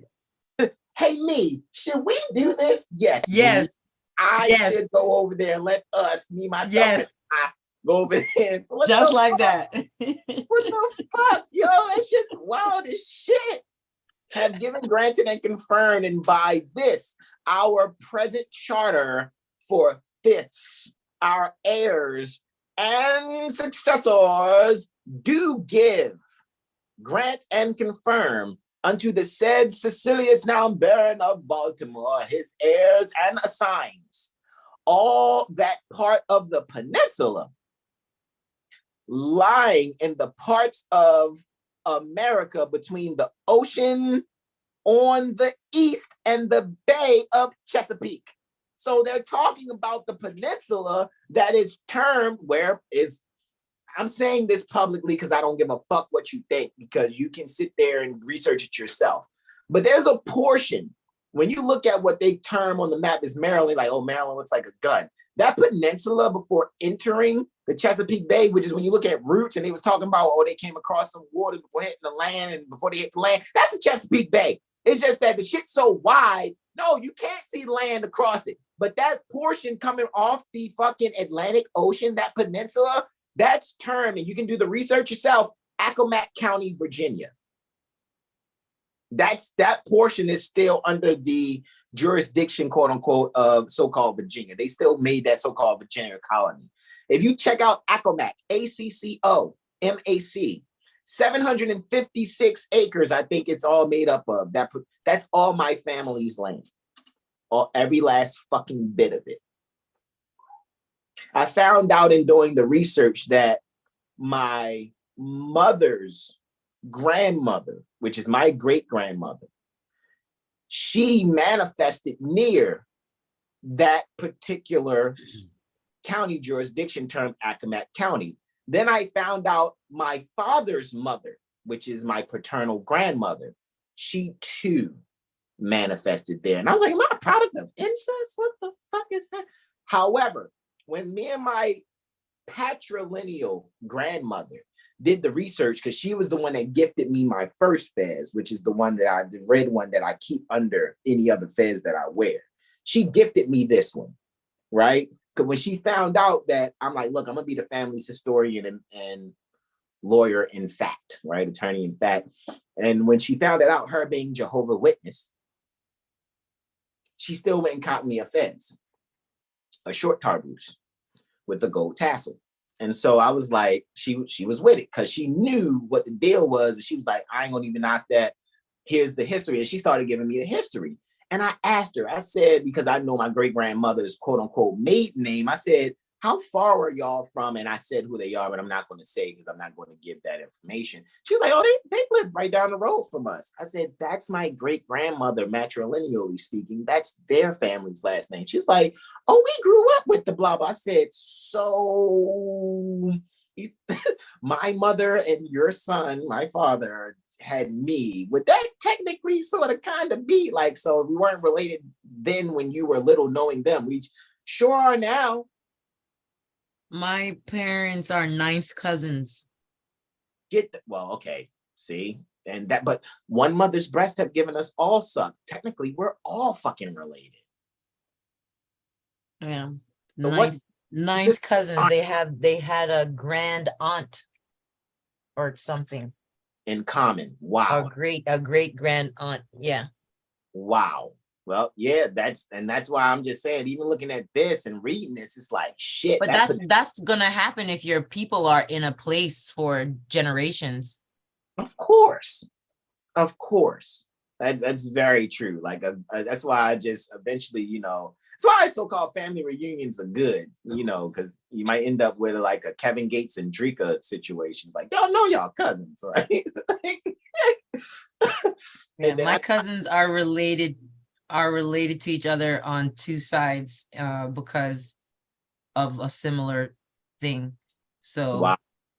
I have cousins, they're my cousins, and they're related to another set of cousins on both sides. It's weird. Yeah, I mean, it's only bound to happen. I gotta admit, I've helped to make quite a few heirs myself, and it's like, as long as checking with me, I'm like, no, hey, that's your brother, that's your sister. Like, however, it is what it is. But yeah, when speaking of that peninsula, and they talk about lying in the parts of America between the ocean and on the east and the bay, and that's Accomack County, Virginia. That is Accomack, which is along that peninsula. So yeah, I mean, that's where both sides of my family, my patrilineal grandmother and my matrilineal great grandmother, both families are at one point in time were just laying their heads just down the road from one another. And now, boom, there's me, right? So, and then when I did further research and did the research on William Sinnecock, who is called Powhatan, I found out that we're descendants of him also. So it's like, damn, yo, that whole Pocahontas story hits home for me a little different, the Mataoka story. But, you know, I didn't want to be the one, you know, some people be like, yeah, man, you know, they my peoples. And you're like, yeah, sure. Everybody famous. Oh, Sure. you too are related to Frederick Douglass. Got it. Like, right. Like, they're my cousin in them, right? Yeah. What if they were nobodies? Would you be claiming them then? Or just like, regardless, when I read the history, it's like, fuck. And that's why I love my father's mother, my patrilineal grandmother, so much, because she was the one not only giving me the fed, she was giving me so much history and so many so-called European last names. And I found out. So when I come across certain people and they tell me what their names are, if they're not Moorish American, or they tell me what it was before they declared or proclaimed their nationality, in my head, I'd be like, fuck, yo, we're related. And then I start asking other questions about other jurisdictions. Like, damn, yo, yeah, how you know that? And I'm like, because I really did some extensive research down to, that's why I know how to read these old English writings the way that I do, you know what I mean? Because I done read them quite a few times, right? But the Bay of Chesapeake on the west and divided from the other part thereof by a right line drawn from the promontory, right, boundary, or cape of land called Watkins Point, situate in the, so look, you see what they're doing now. Now they're outlaying. This is when people write up, you know, oh, well, this is my land and it's situated this way on the east, this way on my the west. UCC one. That's what this is. This is my UCC one. I'm identifying the boundaries of the notice of lien. Basically, and that's what they're doing here. So you guys want to read that, man, just look up the Maryland manual and read the rest of this. I gave you the rules now of how to read this. So you like, damn, is that this word or this word? Like, you already know, right? But yeah, check that out and read all. It's only 23 pages. It won't hurt. I mean, when you do read it, you'll be like, these motherfuckers. They just said, you know what? My germs, and just put their hands on it and shit. It's like, hey, motherfucker, that's not yours. Hey, that's really not yours at the fuck all. But let's exit out of that and come back to around this portion. Okay, so Birmingham, right, Malika? Let's go on this fantastic voyage, right? So Birmingham across the pond. Yeah, so like, yeah, because I had asked, I'm like, guys, where do you want us to take this, right? And so I looked up a few things. First, I was like, let me look up a few things. And of course, at first, I think I came across the Birmingham City Council, right? JM is still in the chat, right? So that's good, right? It's funny, JM says, also, first of all, I forgot to shout out Brother Elijah. Shout out to Brother Elijah Bey. He's saying, Islam Moors, happy holy day. JLB says, full stop. The Birmingham Library, yes, it's a new building, read that. Ivy says, hey, the way ye exited stage left was hilarious. Yesterday on a call. Yeah. Melissa Hart gives a triple clap on a foreclosure title basis, peace and love. JM says charter used as a prospectus to invest in Maryland. Yes, that is correct, JM. Brother Dark Blash Bay says enticing, right? JM says Queen and King over here have forgotten that they are servants of the people and have the legislative bodies, i.e. House of Commons and House of Lords. Interesting. JM says at Malika in Old English, right? She's laughing. JM says they cannot themselves but write about their conquests, beating their chests, right? And that's because they're monkeys, right? King Kong in it, right? Open 642 says, oh, England. JM says, this is why I was not around in that age. I would have been taking no prisoners. See, that's the fuck I'm talking about. That's what the Haitians did. Chop their heads off, put it on pikes, put it near the ocean. So when anybody approach, you see what we did to the last guy. Yeah, you see your cousin in them right there. Yeah, hello, don't turn. They said turn around though. don't come this way. Go that Right. way. Right. Open 642 said hence spreading democracy abroad. JM says Ugh, dirty still word, no democracy. demon crazy. Spread your crazy demonish stuff somewhere. And Mother Energy says Islam, happy holy day Muslim. So yeah, I checked out Birmingham City Council just to see what I would find, right? Just to see if my search skills were up to par, right? And then you realize you're looking at Servco. Yeah, yo, stop it. Yes, you're exactly. It just looked like Servco. I'm sorry. Does. It really, really does. And so when I went here, I went to, Midlands. I wanted to see what I could find on Midlands and stuff like that. Of course, it's bringing up different types of authorities and charter stuff. And it brought up Midlands Police. I was like, let me see what they got. Do they have police for Birmingham? Birmingham City Police. Look at this shit here. British-police-history.uk. Look at this, Malika. Birmingham City Police, 1839 to 1974. So does it no longer exist or what? Is it, JM, is it just Midlands Police now? There is no Birmingham City Police, just Midlands Police is just one conglomerate occupying. I like how they start off with a riot. I know after the Bullring riots had been suppressed, the public were bitterly incensed. That says incensed against the London police, who had been sent down to quell the disorder. Who told them? The Duke of Wellington, in a speech in Parliament, admitted that grossly unjustifiable brutality had been resorted to. Okay, so who hired those mercenaries? Probably him. That's why I was like, beef Wellington. I told you to beat them, but not so brutally. Use your white gloves. Anyway, in Birmingham, the Londoners were denounced as an unconstitutional and bloodthirsty force. Wow. No sooner was quietude restored than the Birmingham people demanded what? The removal of the visiting force and a police force of their own. We don't need you administering our rights. We can do it our motherfucking selves.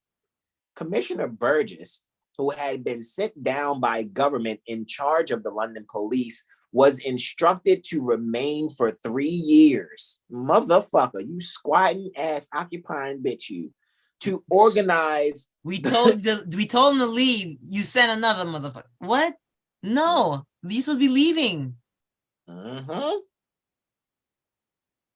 To organize the new Birmingham force and place it upon a sound working footing. His offices were in Union Street. In Union Street, just below the library. And in October 1839, the first batch of recruits were sworn in. The commissioner had a salary of £800 a year, and his deputy, Mr. Shaw, £300. A constable's pay in Birmingham at that time was 16 shillings a week. The new police force numbered nearly 400 men and was divided into 4 divisions.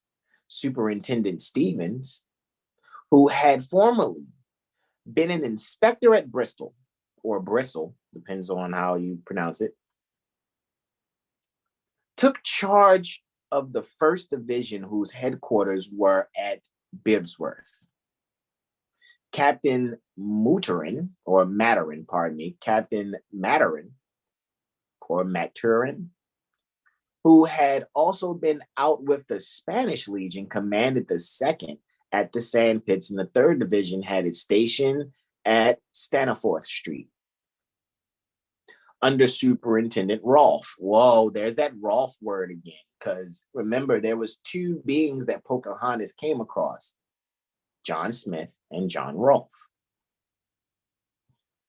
right? We know Pocahontas biblically is Rivka, or is also pronounced as Rebecca.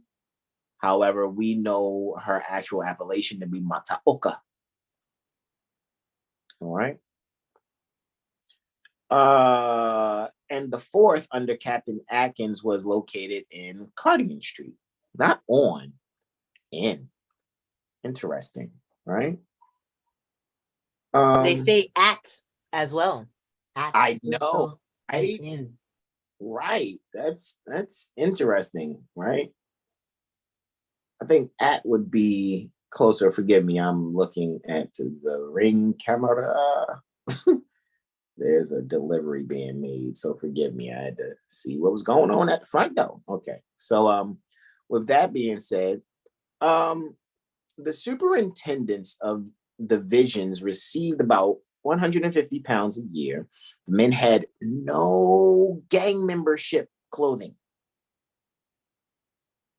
no uniforms to start with, but at length the uniform arrived.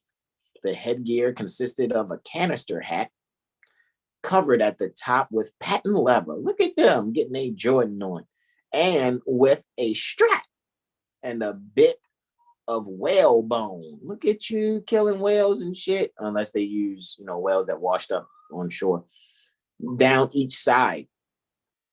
Anything more unsuitable for police duty could not have been devised. Immediately, a policeman got into a street scrimmage. Oh shit, they playing basketball?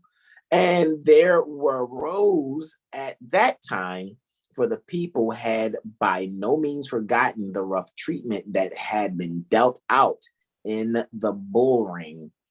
Off would go the policeman's helmet, and the officer's defenseless cranium would immediately present a target for brickbats and bludgeons.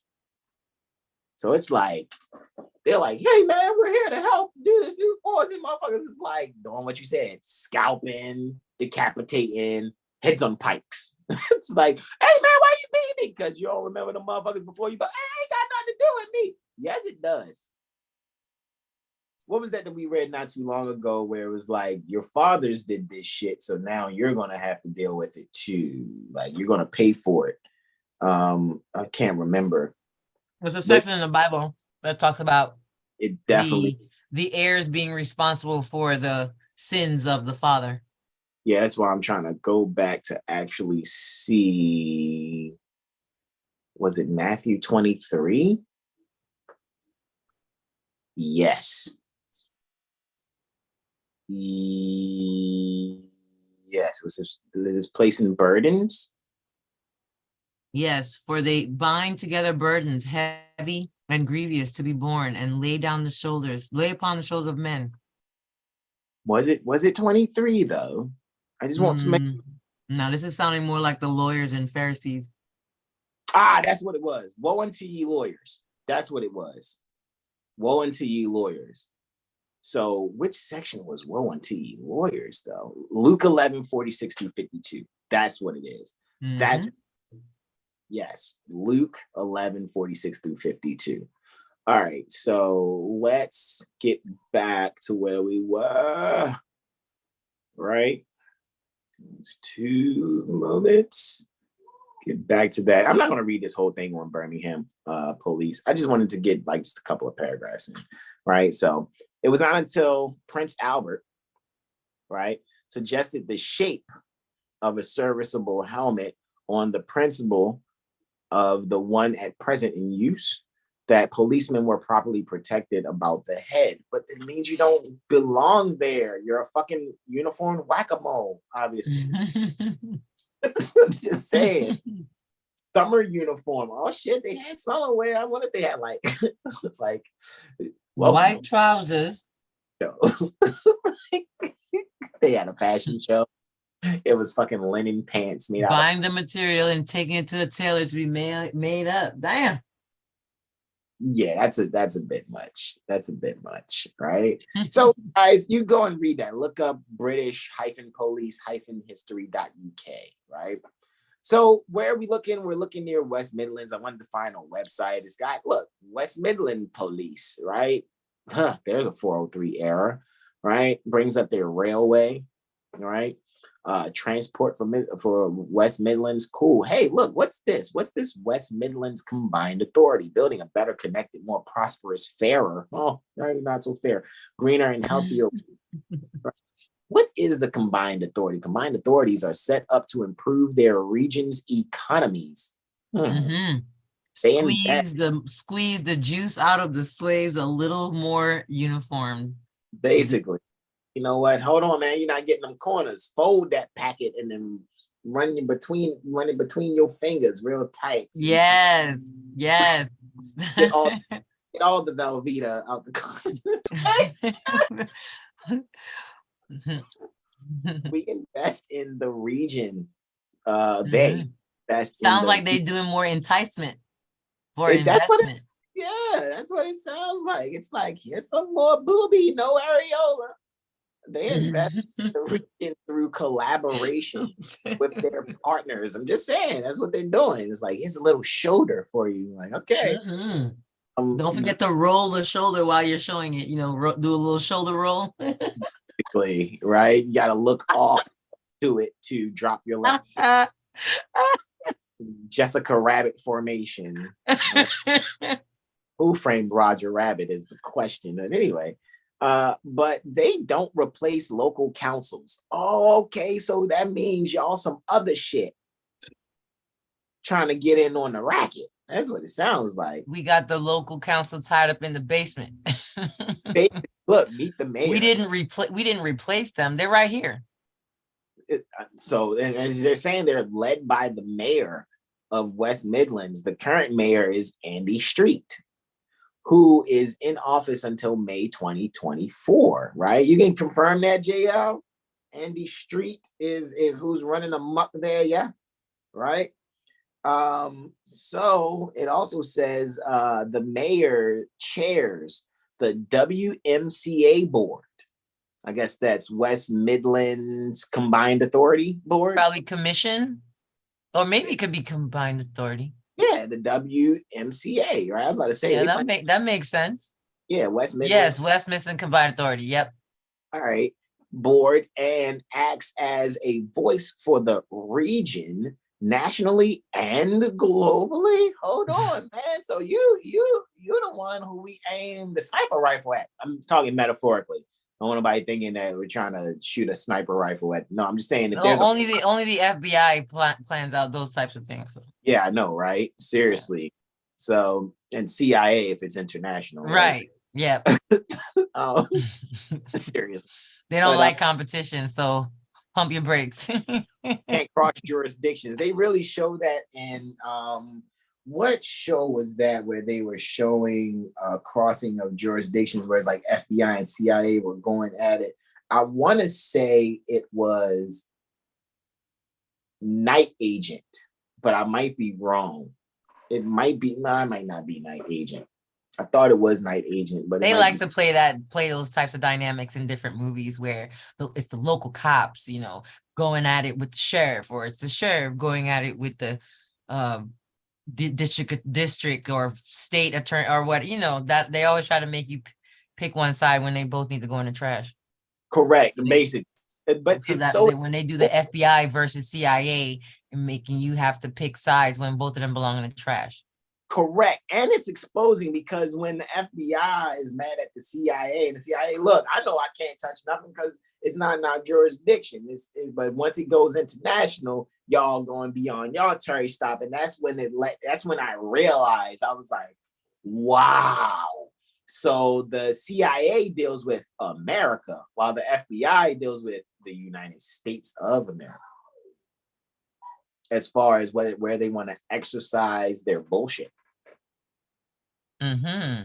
America is international. United States of America is domestic. Mm-hmm. Right? And the United States is overseas. it's Guam and Puerto Rico. I know that's what's actually foreign, but it's like, yeah, I get what they're saying according to, their Title 26, right? So You guys, you want to check out Birmingham City Council, go right ahead, birmingham.gov.uk, right? You want to visit Birmingham? Look, I saw that too. That's where, I think that's how I stumbled upon that picture for the library. I'm trying to think what I had clicked on. Look at the emblem next to where it says visit Birmingham.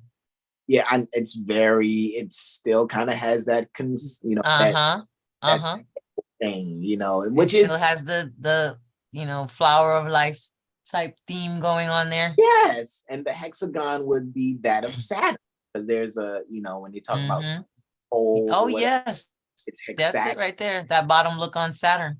Yeah, so it's like they're letting our structured, right? Because that's one of the key words for Saturn's dealing with structure, right? So it was somewhere where I had clicked and I was like, oh, look at that. Oh, there it is, right there. There's that picture. I was like, what the fuck building is that? And when I clicked on it, guess where it takes me? Right to Instagram. That's literally. Oh yeah, because that's their Instagram stream right there. Correct. Visit Birmingham Instagram picture, right? So they can I like it. Yeah, I know, right? So it's like now the symbol's making sense. The symbol on the logo on the site's making more sense now with the building. Because it's dealing with the library, right? It's dealing with the library. So with that being said, you guys can check that out, right? I know JM, right? Getting a lot of JM says, yes, Andy Street is mayor. All right. MI5 is the equivalent of what? CIA there, or FBI, MI5, right? Islam, bro. I know you're back. So are they equally as unconstitutional? Probably, because FBI is definitely not in the. Well, the reason that I'm asking is because maybe some of these people, these entities existed before America was formed, which is why when America was formed, they never included them. So maybe Correct. They did exist over there before, because America's Constitution said, nah, dog, none of that. Absolutely. Like, man, we good. We super good. Excuse me, I'm gonna blow my nose a little bit. Excuse me, y'all. Make sure I ain't talking to y'all and boogie hanging out my nose. Anyway. I'm still taking offense to that they didn't know God, though. I'm taking offense. Those For real, I'm taking offense to that. That's such a, how do you know?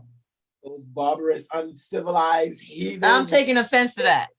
I'm taking a personal offense to something that has nothing to do with me right now. Because I'm empathizing. Like, how do you know? But it does have everything to deal with you, because you're technically American, be it South America. I'm just saying. I mean, yeah. I don't know, I don't know those people. I'm just saying I'm taking offense still. I'm feeling it. I mean, I'm not knocking that at all. So I'm just so stuck on it. Like, how did you know? Seriously, I'm not even trying to be funny. I'm just stuck there. How did you come to that conclusion? Indeed.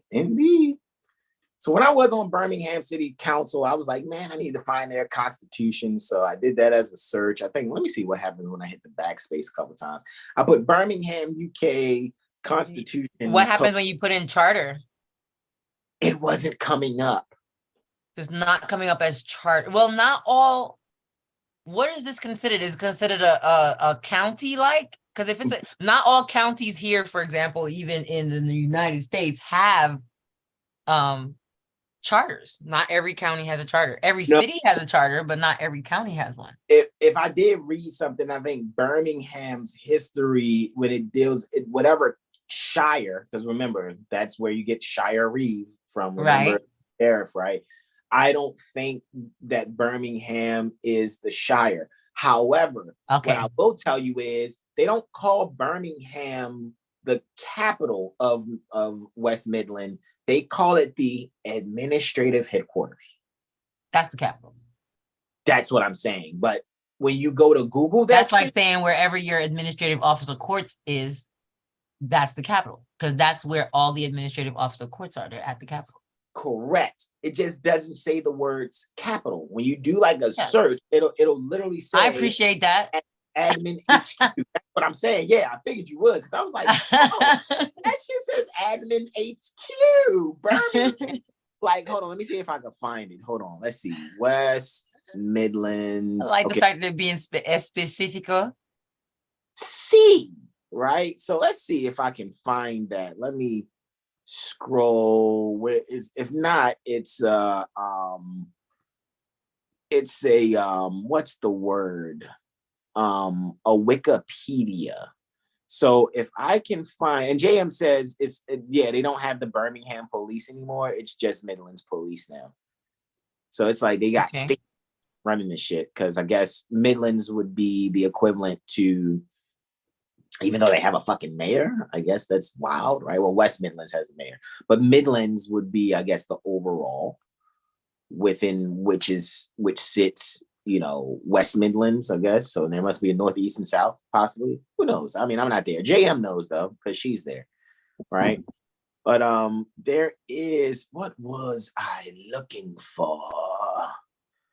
I want to say, that's why I'm going backwards a bit, see if I can find that Wikipedia, and you'll see it say right in the fucking Wikipedia. You're like, whoa!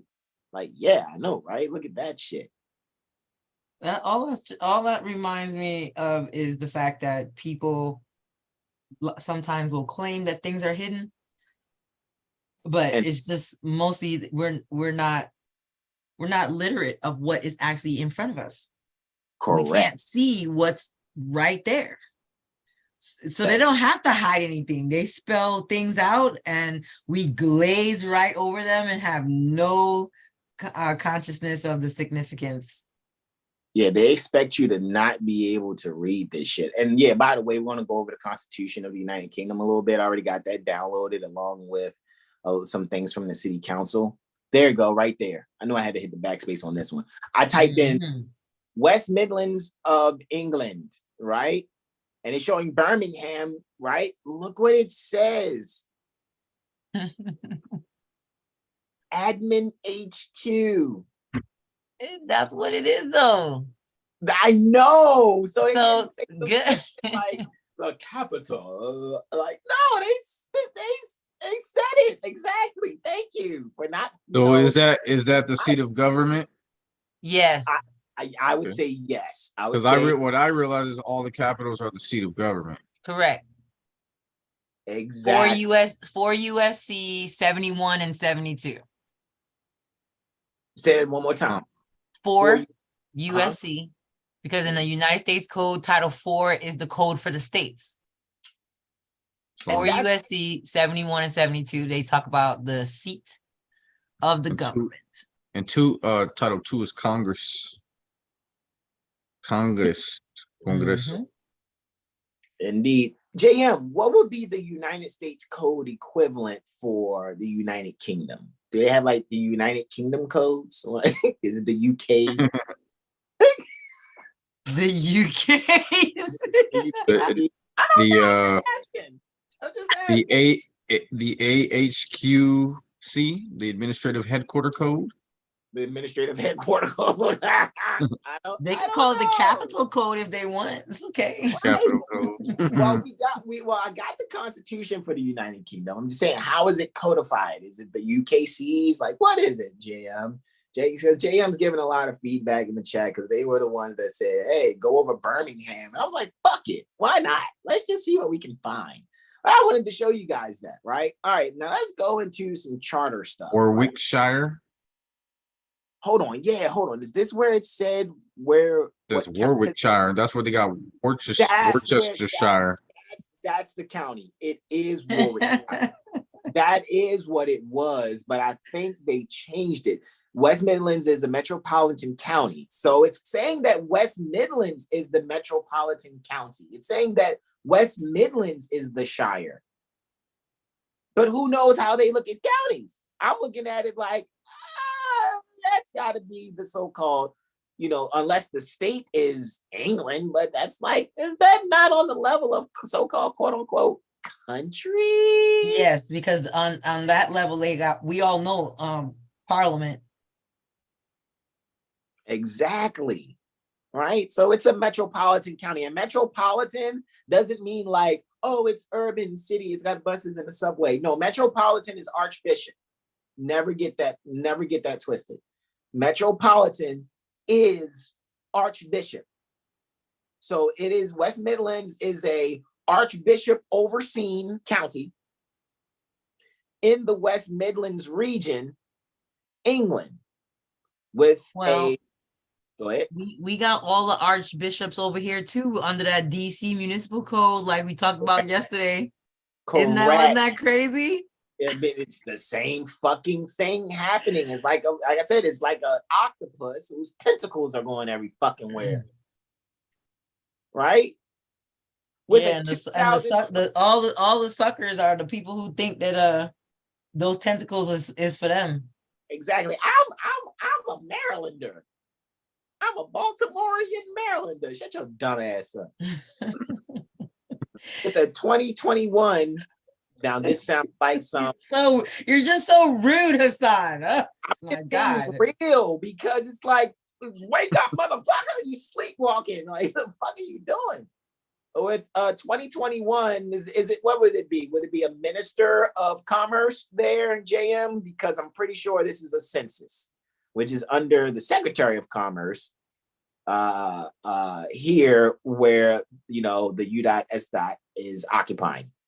With a 2021 population of 2,919,600, making it the second most populous county in England after Greater London. It was created in 1974, so that's pretty new, by the Local Government Act 1972. So that's what you will refer to see why they even did that and what existed before. If I was to get just a week with the England code, I would break that whole shit down just like I did America. I'm just saying, that's why I said, like, and I'm telling you, JM had asked us to go over this. So that's why I said, we're going to look at some things from the city council. Trust me, I done downloaded some shit. This ain't, we're still doing introduction. I would start with the Constitution, which I knew at one point was not even written. So I would still go from it was unwritten for a long fucking time. Wow. But like, even when America was created, they were like, oh shit, America's writing a constitution. Wait a minute. We should write ours down. Mm-hmm. But I would go from there, the Constitution, and then either go backwards or forwards. Well, I got it. We can go from the Constitution of the United Kingdom, and then we can go and check out what is, because Birmingham has a constitution also. So I downloaded all 5 PDFs that make up that which is under the city of Birmingham City Council. So I have that downloaded in my iBooks also. So we're in. Just make sure you send me that declaration, that an enticement homeboy wrote, because I like that whole beginning, like, for real. I need to plagiarize some of that stuff. Yo, that is. You know what? You know what's funny? Where is that shit? Hold on. The reason why I like it is because that's how we need to speak too. Instead, the way we speak is, "Mother, may I? If it pleases the crown, if it pleases the court, if it pleases." And these people are over here declaring shit, claiming shit. Hold on. Let me see if I can send it. Can I send it straight? Oh shit, there's a Telegram option right there. Yeah, you can send it to the Telegram. That's awesome. I'll download it from there because I gotta run right now too. Hold on. I was trying to see if I see you. There you go. I'm gonna send it directly to you, and I can send it to Lawful Living and just hit send. So awesome. Thank you. No worries. So all right. So boom, there that goes. Right. So let us now. Okay, let me hit exit out of that and swipeth on overeth if this way. Right. Where was I? These 5 parts here is what we're gonna kind of be like looking at. But wasn't I somewhere else just now? 2 seconds. I was right here, right? So yeah, it says that it was, West Midlands is created in 1974 by the Local Government Act 1972 from parts of Staffordshire, Worcestershire, some people like just Worcestershire sauce, right? So Worcestershire and Warwickshire. It's funny, one of the first apartment complexes that I was I spent about the first 10 years of my life was called Warwick Arms. So there's a lot of things here that's so New England, so to speak, and that's what they was calling the 13 colonies, New England. So it is what it is. That shows you how uncreative they are. Exactly. It seems like, yo, we just gonna sample this beat like this. Mhm. We mix this, and we're gonna straight up, right? Or Wickshire. Right, there you go. Flat out. That's So, funny. My husband used to manage a place called Coventry. wow. Right there. Wow. Mhm, And then it another- looks like the population is a Eurostat. So maybe instead of census, it's called Eurostat. So European statistics or whatever. So I'm guessing, like, you know. And then the high sheriff is Wade Lynn. How often do they do it? Because I think the census is called the census because of how often it's done. Ah, got you. Got you. I guess JM would know. Let's see. What is JM saying real quick before we go to where we going? We're going. They got the different heathenisms. Oh my God. You just saw that too? Like as soon as you said how, I was like, what is he looking at? Yeah, they got the white heathens, the Asian heathens, the black heathens, and the mixed and the other heathens. Oh, They they got all got type all of- my people in there. As the word ethnicity, he's saying, is etymologically tied to the word heathen. Like they're using that as a means to categorize. Because y'all don't know the Almighty. The cast. I'm not getting off of that. Los sin Dios. Wow. I don't even get offended, and for some reason, I think I'm feeling a tinge. I don't know. Wow. JM says MI5, I think, would be the equivalent to FBI, and MI6 would be the equivalent to CIA. Oh my goodness. ALV looks similar to the blue and white building on Ep Isle. EP Isle. I'm not sure what that Ep Isle Okay, is. so Midlands is the county, is what it says. That's what it's saying. Midland is the county. That's what it's saying. So it's like, but they don't have a charter. Like I said, though, a lot of counties here do not have charters. Most counties do not have charters. They're funny as hell when you find them, though. Indeed. JM said that's their MO. Bibles follow the guns. Bibles follow the guns. Got you. JM also says Birmingham in Warwickshire. JM also says middle of the country on the west side. There are no codes, so there's no UKCs, right? She also said, "Come with it, Malika." Open 642 says, "Wow, more freestyling." Yes, right. JM says census every 11 years. I think it's 10. Okay, but JM had that said, would make sense with the sense. Got you, yeah, because even sen is dealing with 100. Centum in the Latin, centum, CENTUM is 100. However, then why don't they call it the Dexis then? I know. Exactly. It's weird. Yeah, that's wild. They explain it, but I don't remember. Too many things to remember. Indeed. Right. One who didn't kill himself island. Oh, okay. EP Island. Right. Oh my. Yeah. The We're talking in island codes. boys. We're talking in codes for real now. Yeah, talking about them island boys. Wow. Wow. Definitely patterns throughout, says Open 642. JLV says island. Word spellings and location, says JM4, and JM says not here. I think the not here was in response to what is something. There gotta be some type of code though. I'll find it. Yeah. If it exists, I'll find it. Oh no, she's saying the census is 11 years. So she's saying no, not there. It's not every 10, it's 11. That's what I think the not here. Is it 11? In reference? Well, for there, yeah, no. Oh, right? okay. So, okay, the Constitution is divided into 5 parts. We're talking about the City Council's Constitution. However, we're not going to do the Birmingham City Council's Constitution. What we're going to do is the UK's Constitution, which Malika has suggested. So I guess before Malika goes, we can very briefly look at the Constitution of the United Kingdom, right? Which legislation.gov.uk. The official home of UK legislation revised as enacted 1267 to present. Legislation. Okay, let's do that. Legislation.gov.uk. And then they have a guide to the revised legislation.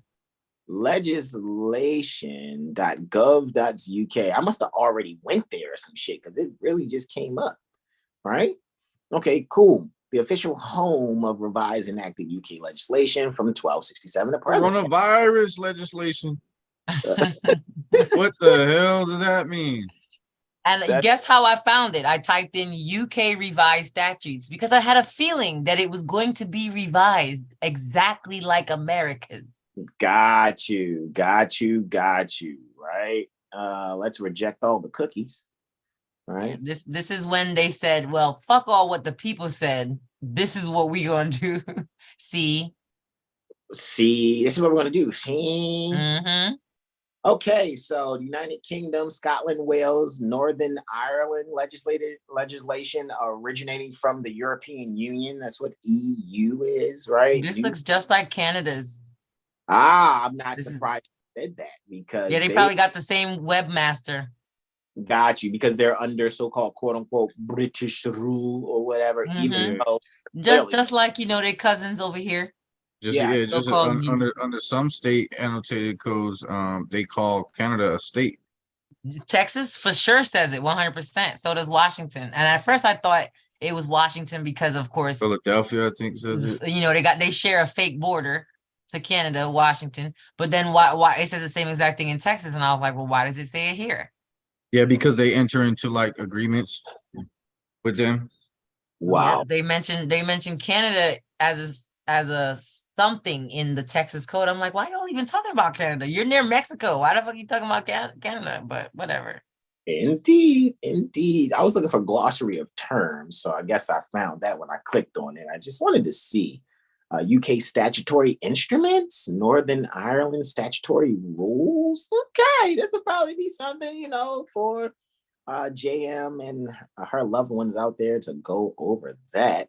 So good. So I was here earlier, but I must have just said, yeah, cool, whatever, next, and just kind of like went past that. However, thank you, Malika, for bringing that to my attention. Delivered by the National Archives. All righty. CYM. I would tear this site up. Where you say they had the definitions? It was, see where it says more help glossary. Glossary of terms. And guide to revise legislation, statutory instrument practice. So I clicked on it.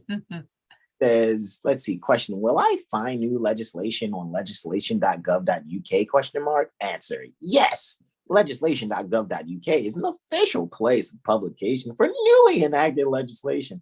The aim is to publish legislation on legislation.gov.uk simultaneously with, or at least within, 24 hours of its publication in printed form. Any document which is especially complex in terms of its size or its typography may take longer to prepare, and so a PDF version will be published first.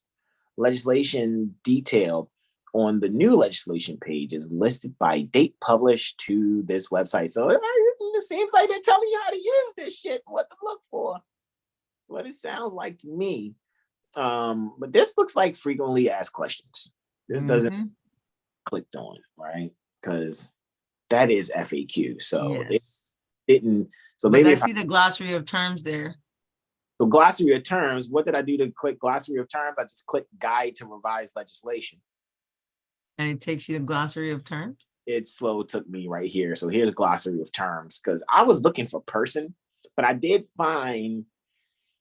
This seems like the generic one. I think we would have to click on a particular type of code or chapter or something like that in order to, just like in the United States Code, how Mm-hmm. You got to go into that, like Title 12, to get to the definition section of Title 12. You can't just search general definitions. So what's it called? What's their official, law called? It seems to just be the revised statutes of England.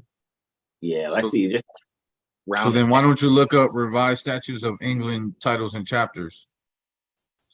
It's probably going to take you back to this website.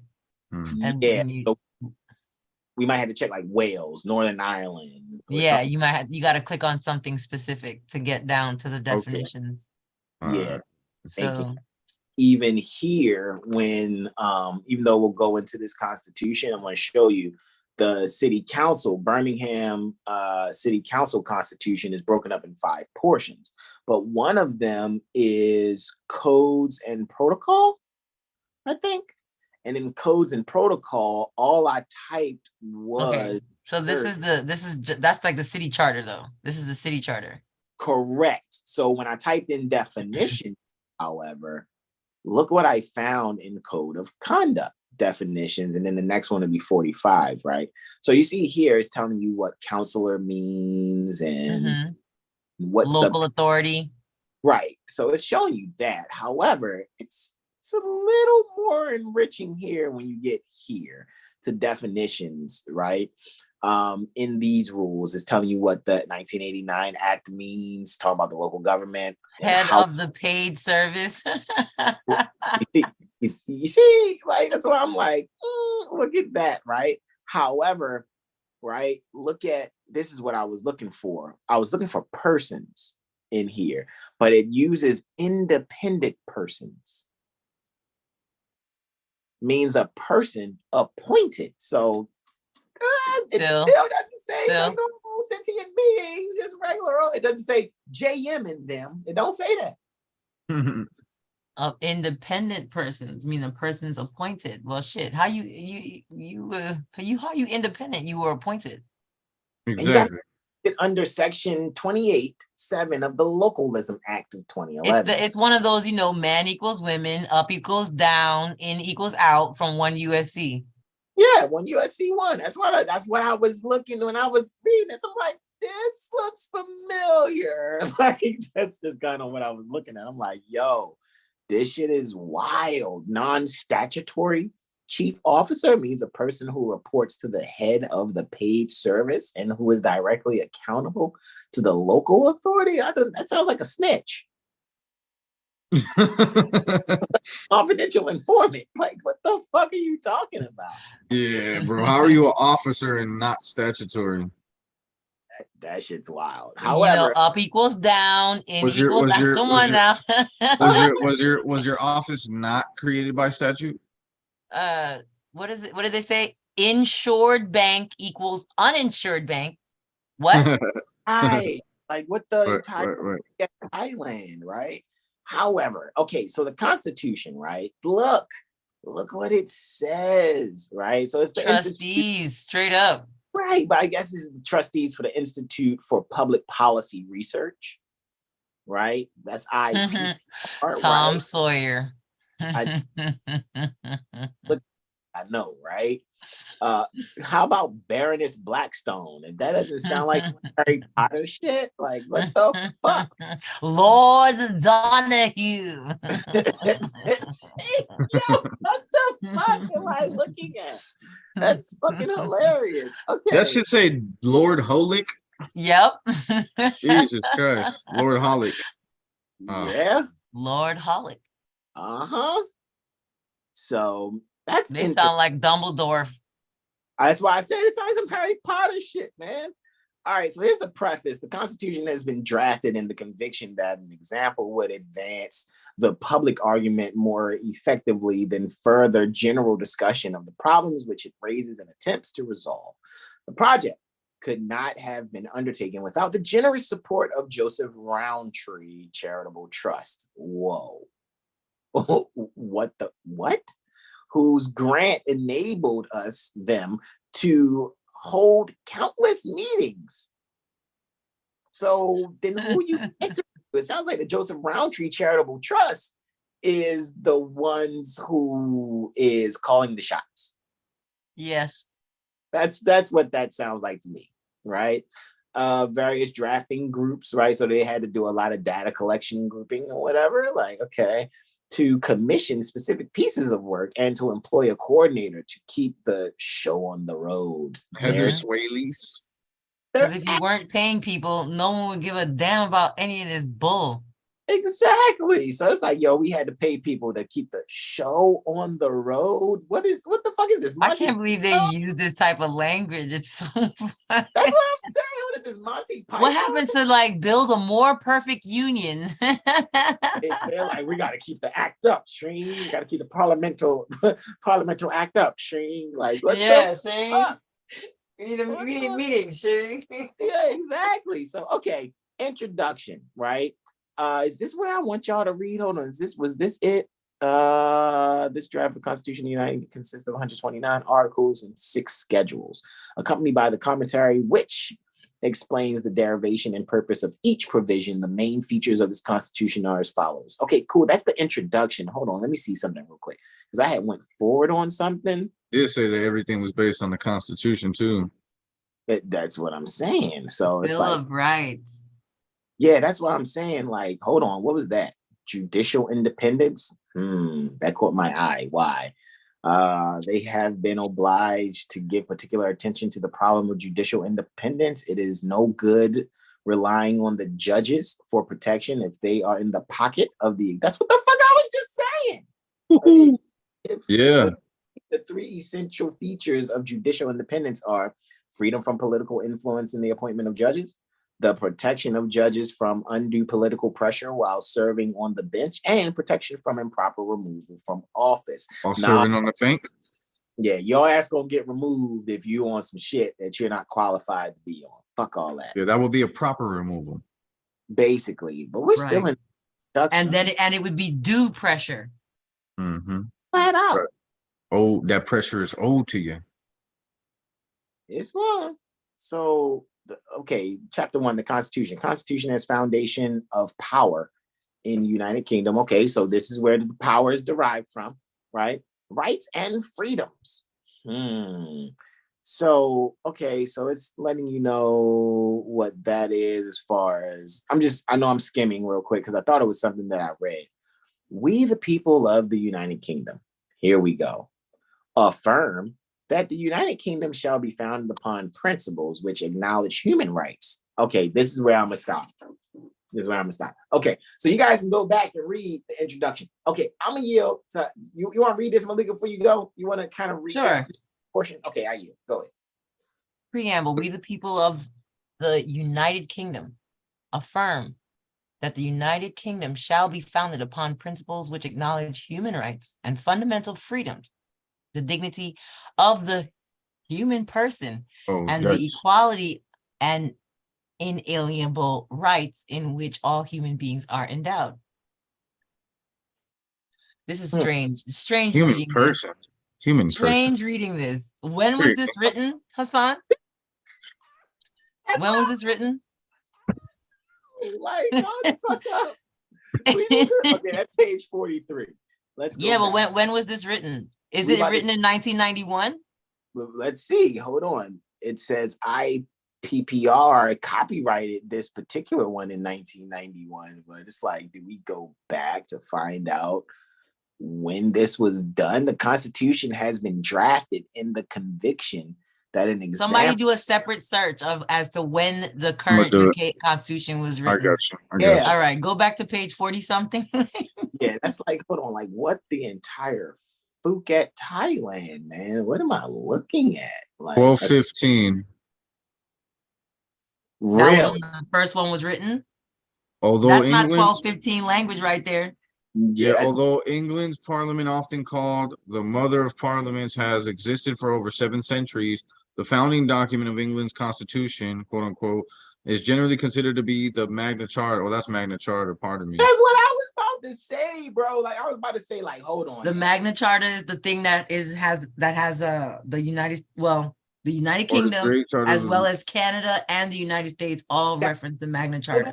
Now, do you remember why, guys? Just real quick. This is why I brought this up. That's why I kept saying and kept reiterating the Zodiac Constitution. Read the last paragraph.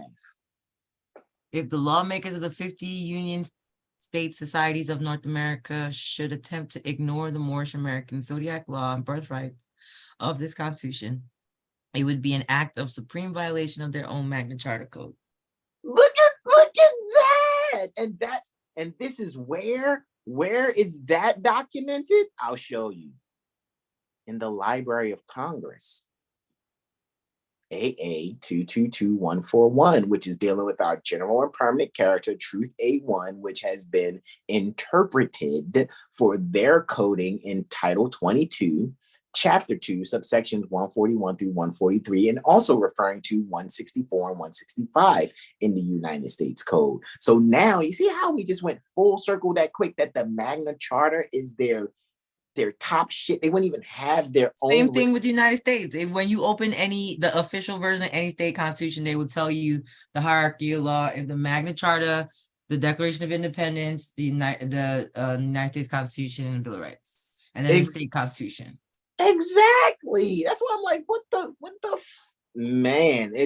We thought we went across the pond virtually, but it led us right back to the Magna Charta. That's why I said the sun never sets on the Moorish Empire, because we've been everywhere, period. But what we're not supposed to be doing with being everywhere is trying to be tyrants with this shit. You see what I'm saying? We're doing exactly what we're doing right now, and that's sharing how we're to research and be able to find the unity in what we're actually supposed to be doing. However, doing it in a backwards kind of way by getting ourselves out of the allegory of the cave, which is only looking at the fucking shadows on the wall from people passing by the flame and shit. And that flame that people are passing by are these fucking ordinances, municipal codes, statutes, and other fucking policies that have people frightened. Those are fucking shadows. People are afraid of people that are easy to beat because they shouldn't even be talking to us at all. At the fuck all. At all. Let me the principles of social justice and that the material resources of the community must be so managed that they shall be adequate means of livelihood for all. Wow, I'm going to the fucking UK. Are you ready? Are you ready for this breakdown real quick? Yeah, I'm listening. All right, so it begins with the Magna Charta written in 1215, which outlines some important principles curbing the arbitrary rule of the monarch. This document, while not of legal relevance today, has important symbolic value for establishing the rights of citizens and limiting legislative power. Magna Charta was followed by the Bill of Rights, 1689, which extended the power of Parliament, and then by the Reform Act, 1832, which began the process of democratizing British politics. Then 1973, I guess they say there was a major constitutional. You want me to share screen? Yeah, just so that people can see what it is that you're speaking on. Because I ain't gonna front. I'll be ready to yield to, because I know we're all about to. I'm gonna just start from the top then. Yeah, go ahead. What is a written constitution? A written constitution is a formal document defining the nature of the constitutional settlement, the rules that govern the political system, and the rights of citizens and governments in a codified form. The UK's constitution is not written in a single document, but derives from a number of sources that are part written and part unwritten, including accumulated conventions, works of authority, acts of parliament, the common law, and EU law, right? European Union. Historically, the UK has not had a definable statement of individual rights and freedoms either. The 1689 Bill of Rights sets out the powers of Parliament, or visa, I don't know how they say that, the monarch, right? But rather relies on the notion of residual freedom and the concept of parliamentary sovereignty. Therefore, individuals' rights remain dependent on ad hoc statutory protection or upon judicial protection under common law. Whoa. So in other words, these rights are to be protected, not turned and converted into fucking privileges and forcing people to act under statute. And by the way, Malika, JM says they corrected themselves. They says my mistake. Yes, 10 years for the census. So yes. All right. This contrasts to many European and Commonwealth countries and the United States, which have a clearly defined constitutional settlement.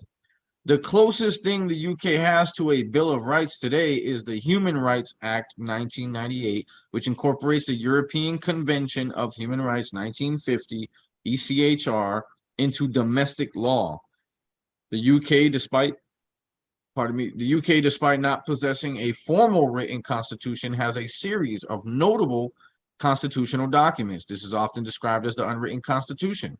This begins with the Magna Charta written in 1215, which outlines some important principles curbing the arbitrary rule of the monarch.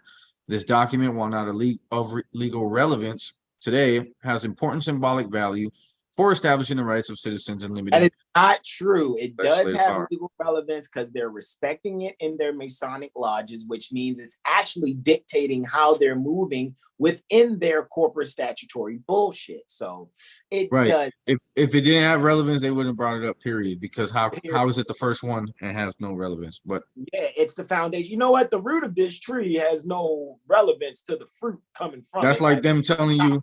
That's like them telling you that Latin is a dead language, but then have all their legal terms in Latin. Okay,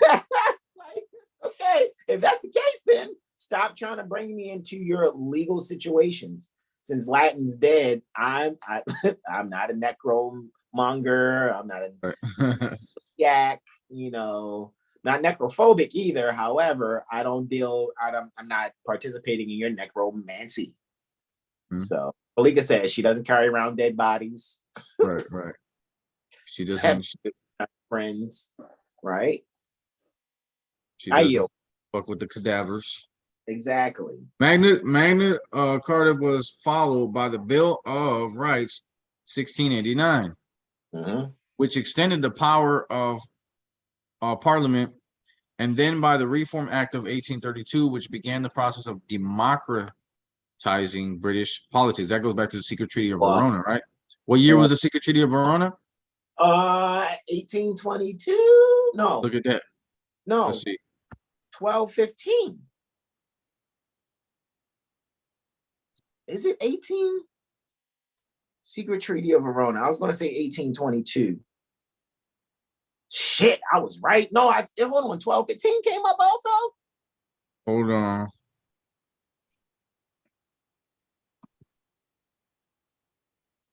I was close. I was Look at that. Close.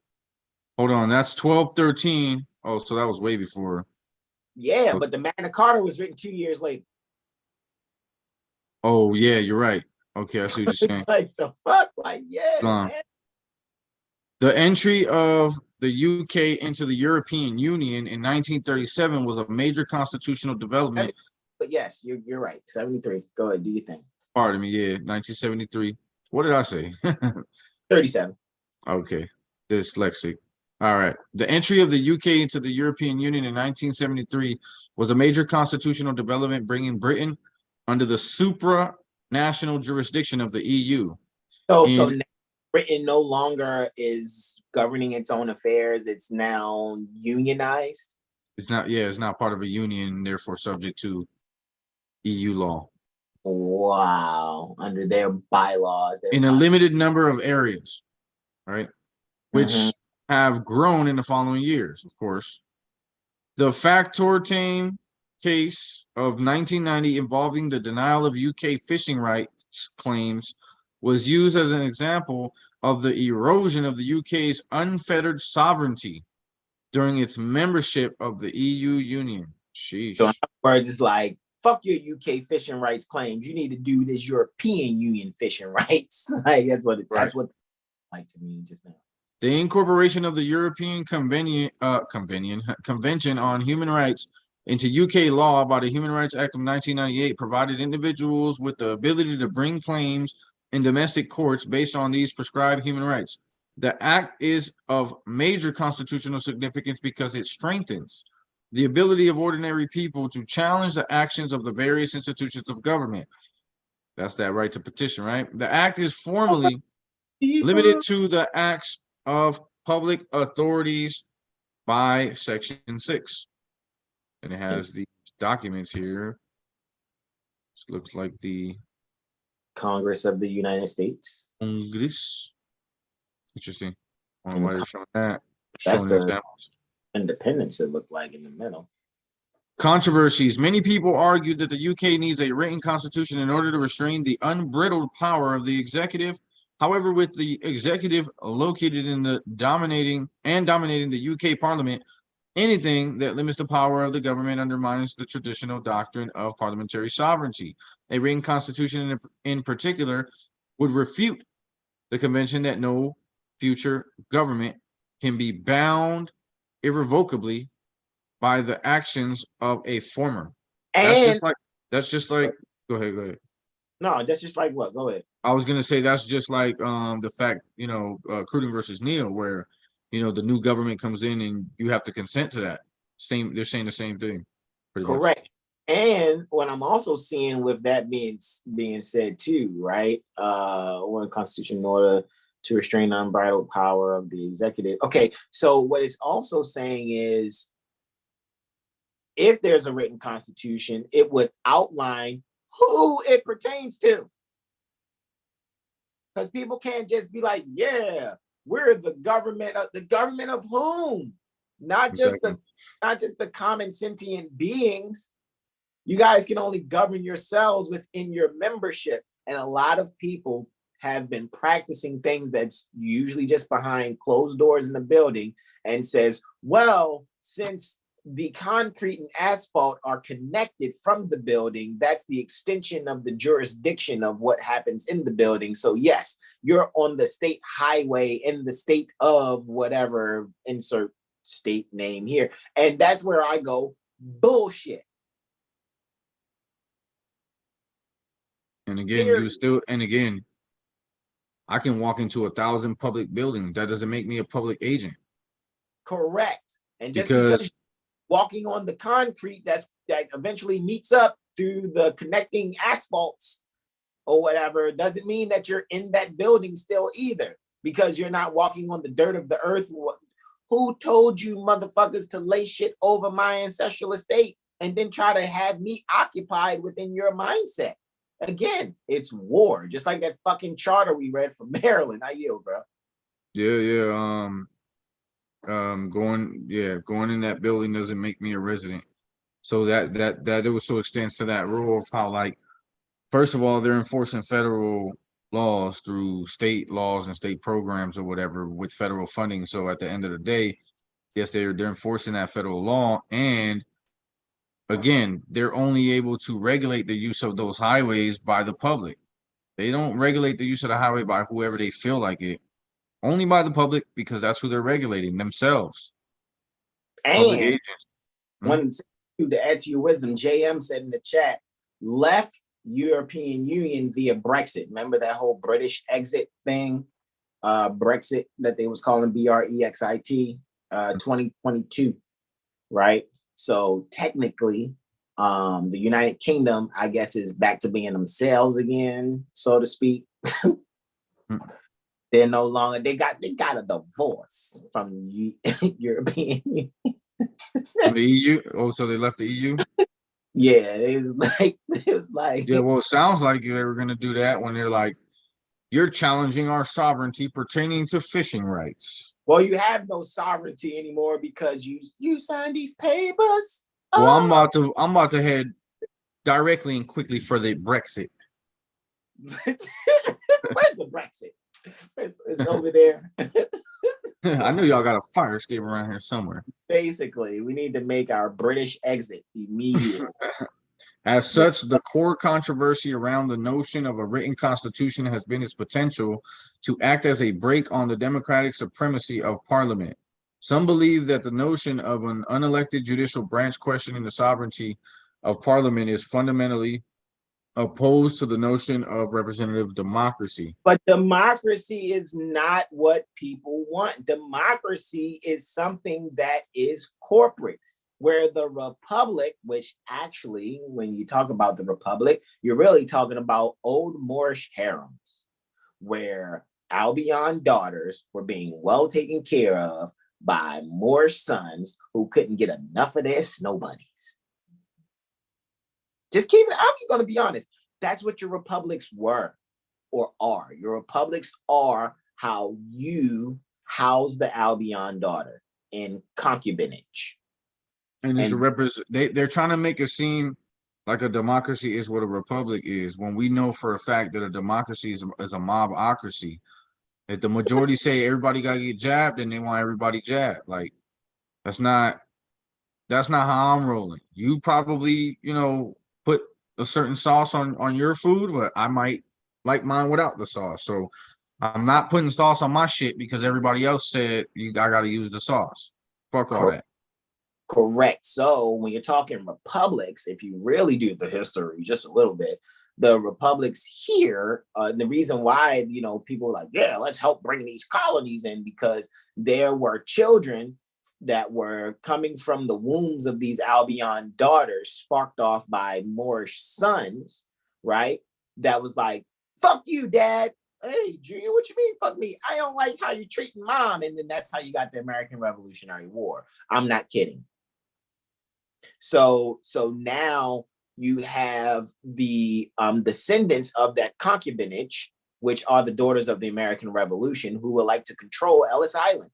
That's why when people come here, they get a D.A.R. manual, a Daughters of American Revolution manual. Like, well, when you come here, this is how you got to act. Whoa, hold on, shorty. You are not Aisha. You're Khadijah. Khadijah, remember, is Muhammad's second wife? Yes, you number 2, baby. You February 15th.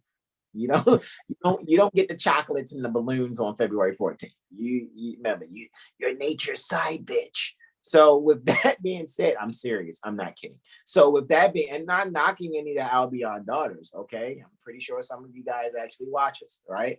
And you're a part of the lawful living community. However, I'm not going to lie to you about the history.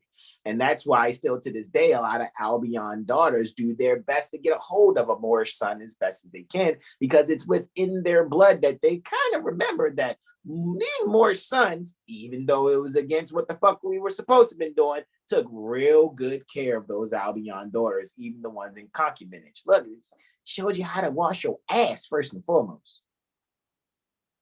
Don't get mad at me. I'm just, again, don't go and read the record. Be pissed off at the record. I don't see y'all pissed off at that Maryland charter shit that's talking about, yeah, these barbarous people. How? Motherfucker, you probably one of our sons from the concubinage. You're a concubinage product. Talk about a barbarous people. You mad at your daddy. Stop it. You got daddy issues. All right. Anyway. Let's see what y'all saying in the chat. Open642 says, imposition of democracy. GLV says, exit the matrix. The governments, literally GUBBAMINTS, governments, are more like plutocracies. I can definitely feel that too, especially in time now where we have Pluto transiting Aquarius. I cannot disagree with that one bit. However, as you guys can see here, what we actually have, before us is a means that we just kind of took a look here at just a little bit of what we're looking at as far as Birmingham is concerned. And so, yeah, to look at the Constitution and things of that nature, it would be kind of cool to kind of see, right? To kind of see what it is with that, bro. If you could, I'm gonna screen share just one more again, and then we're gonna exit, bro. After this, I know you're gonna do the invocation out, right? I just wanted to go back to this little Constitution thing here, and I'm guessing, like, what's some terms we would like to look up, man? Like, because what we want to see is, like, how is power being distributed? Like, I guess we could have gone to a Because look, the table of contents is short as fuck. When I say short as fuck, I mean, there's your table of contents. Preface, pages 1 through 2. Introduction is from 3 through 30. The Constitution is pages 1 through 136, technically. And commentary is from pages 1 to 121. So we're always getting commentary. It's like, what is really within this Constitution that we really... Yeah, why is it 136 pages? like, yo, like, what can you say? Like freedom of information. That's why I said this shit looks pretty... That shit got like statues in it. That's why I'm like, and then it gives, look, just like here on page 56, it's telling you application and interpretation, right? Application of the Bill of Rights, the scope of exceptions, interpretations, right? Interpretation. The Bill of Rights is intended to give effect in the United Kingdom, that's corporate jurisdiction, to the International Covenant on Civil and Political Rights and the European Convention for the Protection of Human Rights and Fundamental Freedoms. And just the more I just read bit by bit, it keeps taking me to, like, when we read the constitutions here, like the state constitutions, when it says we the people, it's not talking about those outside of the state. The people are those that are members to the state. And you know how you become a member of the state near North America under the occupation of the U.S. the unum sanctum colonies, termed the United States of America, by being a registered voter. As soon as you register as a voter, then now you are a part of those that are really over the head of the state governor, right? Which is the state, right? Of the governor. So now that state constitution, let's say for near the Maryland State Republic, that constitution, when it says we the people of the state of Maryland, or we the people of Maryland, it's talking about the registered voters and all who the registered voters have placed in the power by so-called elections. That's what it is. Now, what if you're not someone who has a minimum contact with, for example, the state of Maryland by a voter registration or by a driver's license or anything like that? Then that constitution is only a tool for you to utilize as, hey, motherfucker, this don't apply to me. This for y'all people. Go mind your business that way. And then this is what I do over here. And it's like, oh, well, you're invoking common law. I'm not a part of England. However, if you want to do that too, and there's some principles in the common law of England that say, if I'm not a member of your shit, to leave me the fuck alone, which is really alluding to the golden rule. If I don't fuck with you, don't fuck with me, right? Do unto others as ye would want done unto you. That's the golden rule. And that's how I see these things. You don't have to adopt my thinking. That's just how I see it. So yeah, no, we're not like, ooh, let's fine tooth comb this. And it's like, I don't really want to, because after you go over so many of these things from different jurisdictions, it all kind of is like, same song, same shit, man. That's what it's just, that's what it is for me. However, what do you think, bro? Is there something you might want me to like control F this situation? You want me to find something? Property. Control F property. All right, let's do property. All right, Property. Do they have definitions anywhere? Fuck no, you know I already looked that up. Look, watch. Property don't No, come you don't with have it? to search it. No, I just want you to see no search results found. Hold on. Okay. Is a taxable income rate. Okay, that was the only one. Because when I first did it, it was like, I ain't find nothing.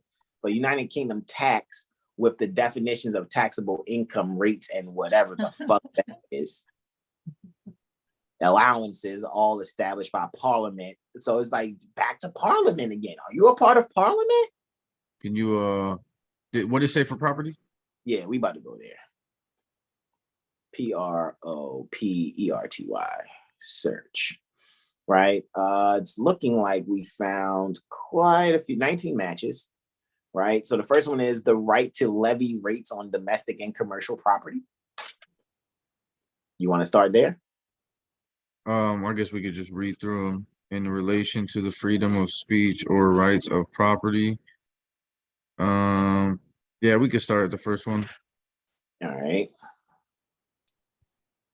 So the Constitution requires that each assembly shall establish elected local authorities, but leaves the details of their functions and organization to the assemblies in order to recognize different circumstances of the nations and regions and to encourage diversity.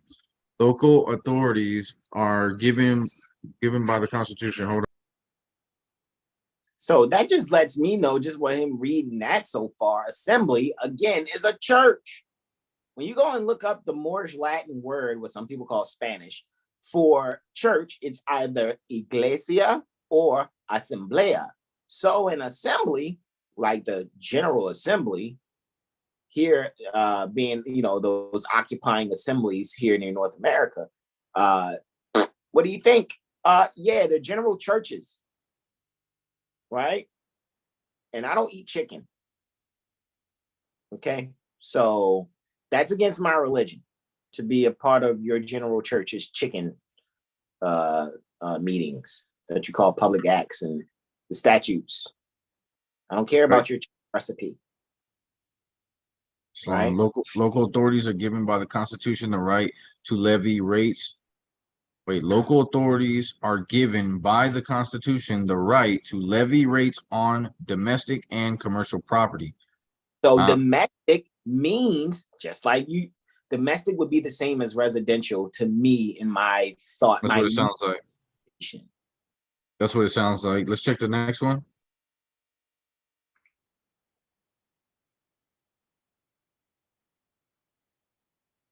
The role of the judiciary is a vexed question both in the debate on the protection of individual rights and more generally when it is proposed to limit the powers of parliament and substitute judicial for political decisions on matters of public policy. Those opposed to such limitations and substitutions argue that in a system of representative government, the views of the majority ought to prevail and that to entrench a statute which restricts Parliament's freedom to do what it thinks best in relation to freedom of speech or rights of property is to undermine the legitimacy of government itself. This argument has deep roots.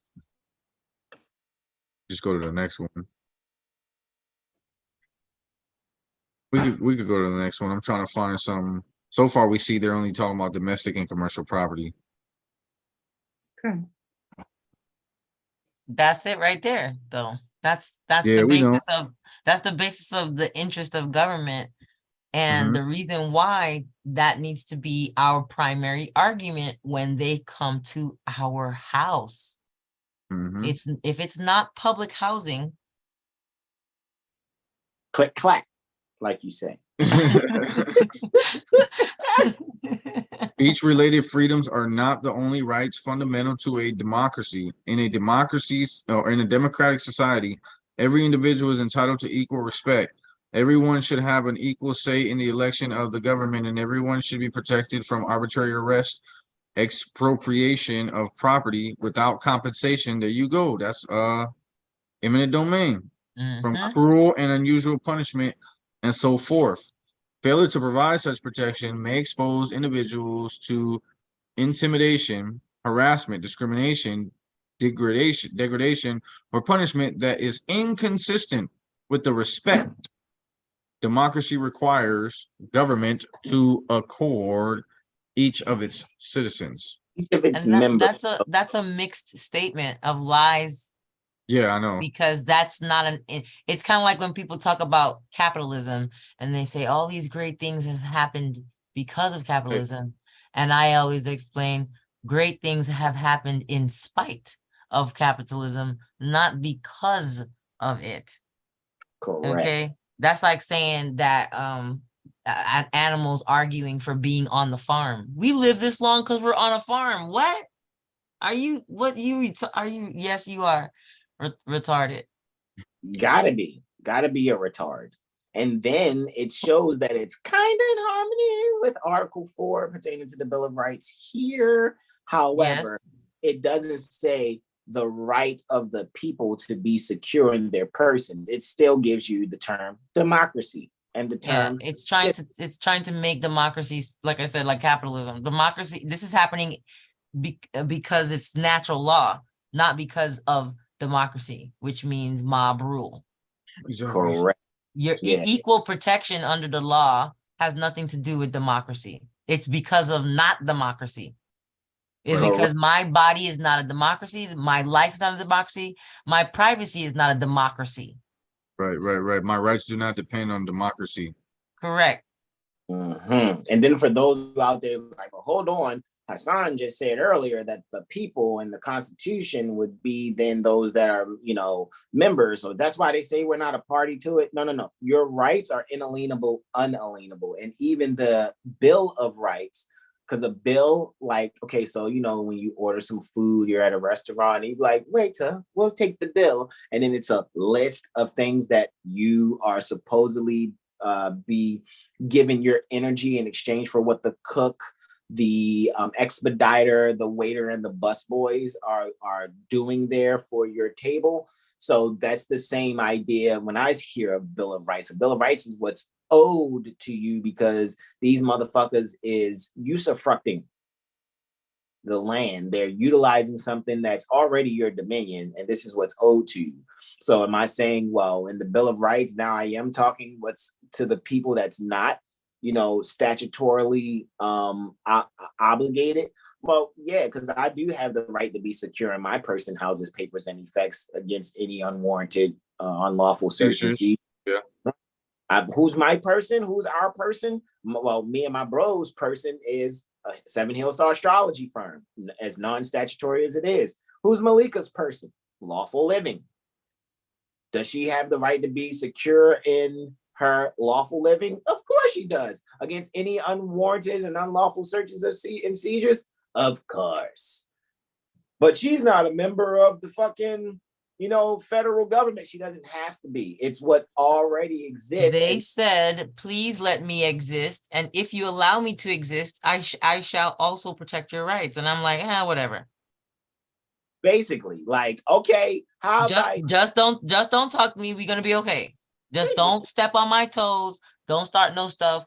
Won't be no stuff. The problem is their rules require them to have this thing called profit, which does not actually exist in their realm. Wow. So in order to acquire such profit, they have no other choice but to infringe on our realm.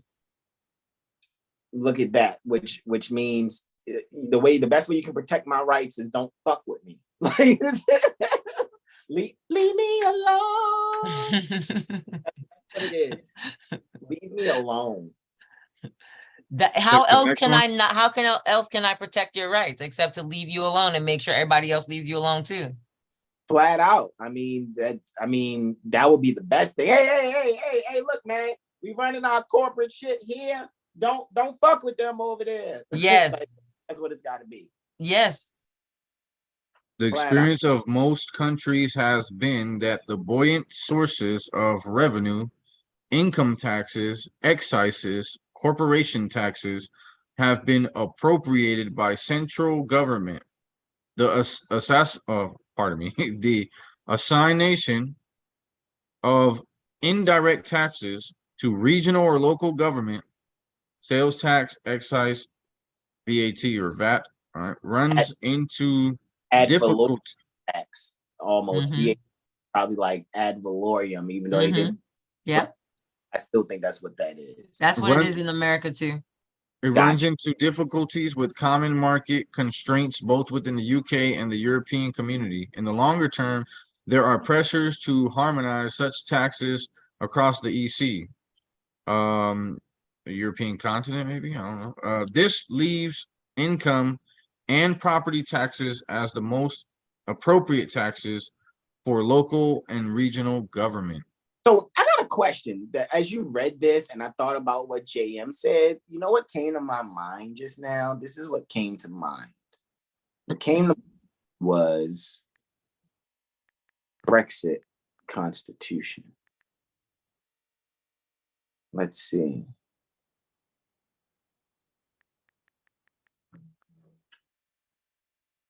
Brexit as a constitutional decision. Or you put Brexit constitutional change. Let's see what this is. The British Constitution after Brexit. That's what I'm thinking about now. So this must be someone's interpretation and or commentary about it, right? And if you don't mind, Brief pretending to policy. yeah, basically. So Josh Simmons, a Harvard Kennedy scholar, right, says, okay, you want to read the abstract? The British Constitution is under considerable strain. Brexit has drawn attention to the several competing sites of sovereignty within the British Constitution and the transformed relationship between the executive and judiciary, fueling a broader popular interest in constitutional questions. The UK needs to reach an enduring constitutional settlement.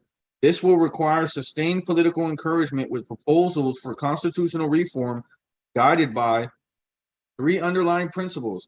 The people, not Parliament, are the ultimate source of sovereign authority in Britain. The United Kingdom is a voluntary union of nations which requires the ongoing consent of the people of each of its nations, and British democracy must be strengthened, extended, and re-energized.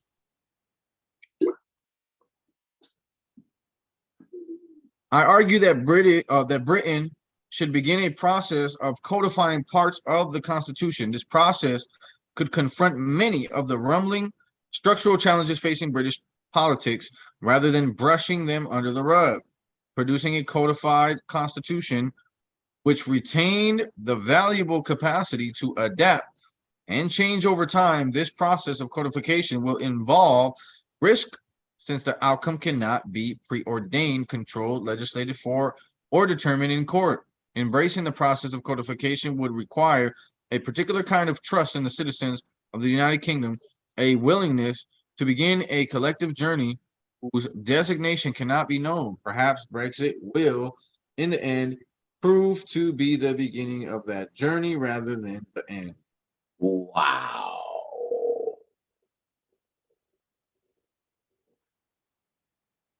Let's take the change part out.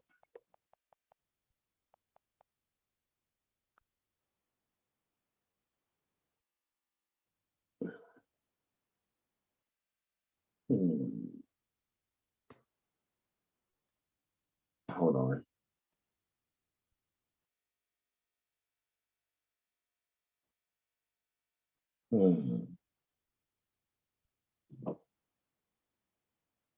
Interesting.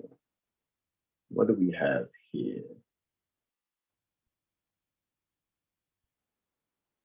Program research and commentary on the principles of democracy. See, they keep fucking with this democracy shit.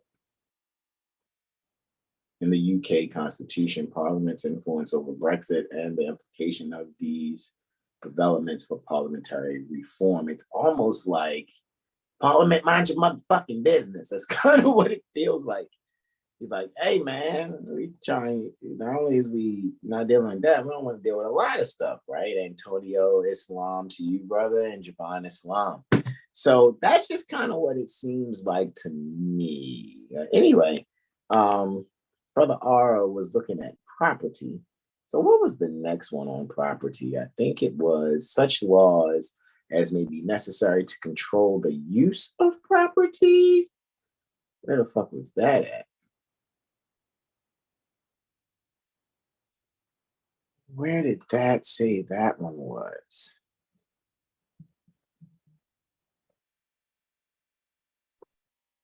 I not see it, no. Where that term property, no. Okay, I see it. It's right here in 14.2. Yeah, go ahead. All right. This article does not in any way impair the right to enforce such laws as may be necessary to control the use of property in accordance with the general interest or to secure the payment of taxes or other contributions or penalties. So this is where I'm thinking, because we already know, like when Malika was saying before she yielded, is your house, your apartment, your land conveyance, your tennis shoes, your sneakers, or like they say out there out the Midwest, your gym shoes, is it county, or in this case, is it shire property? Is it county property, JM? Your flat. Right. Is there, your does the county have a general interest in it? it can't, right? Are you looking for the European Union's constitution? No, we wanted to see what's UK, because that's what we looked up. We looked up the Constitution of the United Kingdom, but that was 1991. So since there's a British exit from the European Union, wouldn't that constitution now have wording that should be outside of it, even if it hasn't been made yet? It's like, look, man, we just need to exit out this shit. It's like, running from an abusive relationship and you haven't gotten back on your feet yet, but you just wanted to get out the house, like where you was dealing with that bullshit. So you just like staying with a loved one until you get back on your feet. The getting back on your feet would be a constitution, because constitution means withstanding state, right? Back on your feet. So that's kind of what it was. But what do you suggest, JM? What's there that's similar to the Constitution, so-called, after Brexit? You know what I mean? Because I'm just sitting here looking like, you know what I mean? Because I could type PDF, but I just think that would just probably narrow it even more. Like, constitutional and legal requirements. Okay, well, University College, London. Brexit constitutional and legal requirements summary, the role of Parliament. Look at that. Right, Parliament. Opinion is divided on whether parliamentary approval is needed to trigger Article 50, C box, right? So, however, Parliament does not have a statutory role in ratifying. Does have a statutory. Oh, pardon me, does. I'm just thinking in spirit it shouldn't, obviously. My spirit's like, my motherfucking business, Parliament. I kind of thought of it that way too when I grazed over it. Yeah, let me correct myself, and thank you. However, Parliament does have a statutory role in ratifying the withdrawal agreement and in reviewing, amending, and repealing legislation which is derived from European Union membership. So it's like, it seems like a messy divorce. Article 50, there is ambiguity as to whether a member state could change its mind after triggering Article 50 to withdraw from the EU. What you saying? You can't withdraw consent? Is that what I just heard? No, it says whether they could change their mind after triggering after triggering Article 50 to withdraw. So say, oh, we want to withdraw. Oh, we changed our mind. We want to stay. No, they're saying, well, we don't know if you can even really do that. You said you ain't fucking with us no more. Taking as you ain't fucking with us no more. Yeah. So what is? I guess the question now would be, what is Article 50? Just to kind of get a grasp, I guess. Article 50 is probably the withdrawal from the EU. Any members should decide that they want to withdraw from the EU is going to say something like that. Watch. Is Article 50. Pardon me. 50. Okay, maybe it's that. Article 50 of the Treaty on European Union provides for a mechanism for the voluntary and unilateral withdrawal of a country from the European Union. An EU member, a European Union member state, wishing to withdraw must notify the European Council of its intention to do so. So it sounds like seceding. It sounds like these like unions that they were creating, they're just vehicles to try to get to like one world government. Because if they could create, a European Union and Africa, if every continent had their own union, then all it would take was for all the unions to join a fucking a super union, and then once someone becomes the head of that, they got world on lock. Essentially, like that's the idea of them trying to colonize the world, because it sounds like these unions are for nations that are already self-governed and sovereign. Why are you joining something else? See what I'm saying? Like, Yeah. especially when you have your own traditions, customs, and ways of being. How are you joining into unions with other nations that do their own thing as well? You know what I mean? There's gonna always be conflicting, whatever, unless everybody, adopts the same thing. Interessante. That's interesting. So just, and just to kind of get an idea, okay, so it's within the treaty, right, on European Union, right? So there's a treaty there, there's a capitulation. How many members they got, and why is the United States a member? Is the United States a member?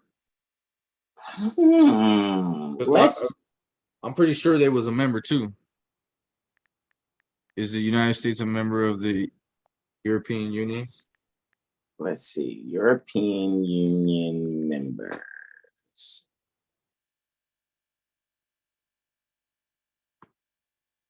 Is that all of them? Okay, so we have France, Netherlands, Italy, Belgium, Luxembourg, Germany, Romania, Sweden, Croatia, Finland, Czech Republic, Austria, Bulgaria, Greece, Latvia, Hungary, Malta, Estonia, Lithuania, Cyprus, Spain, Denmark, Portugal, and Slovenia.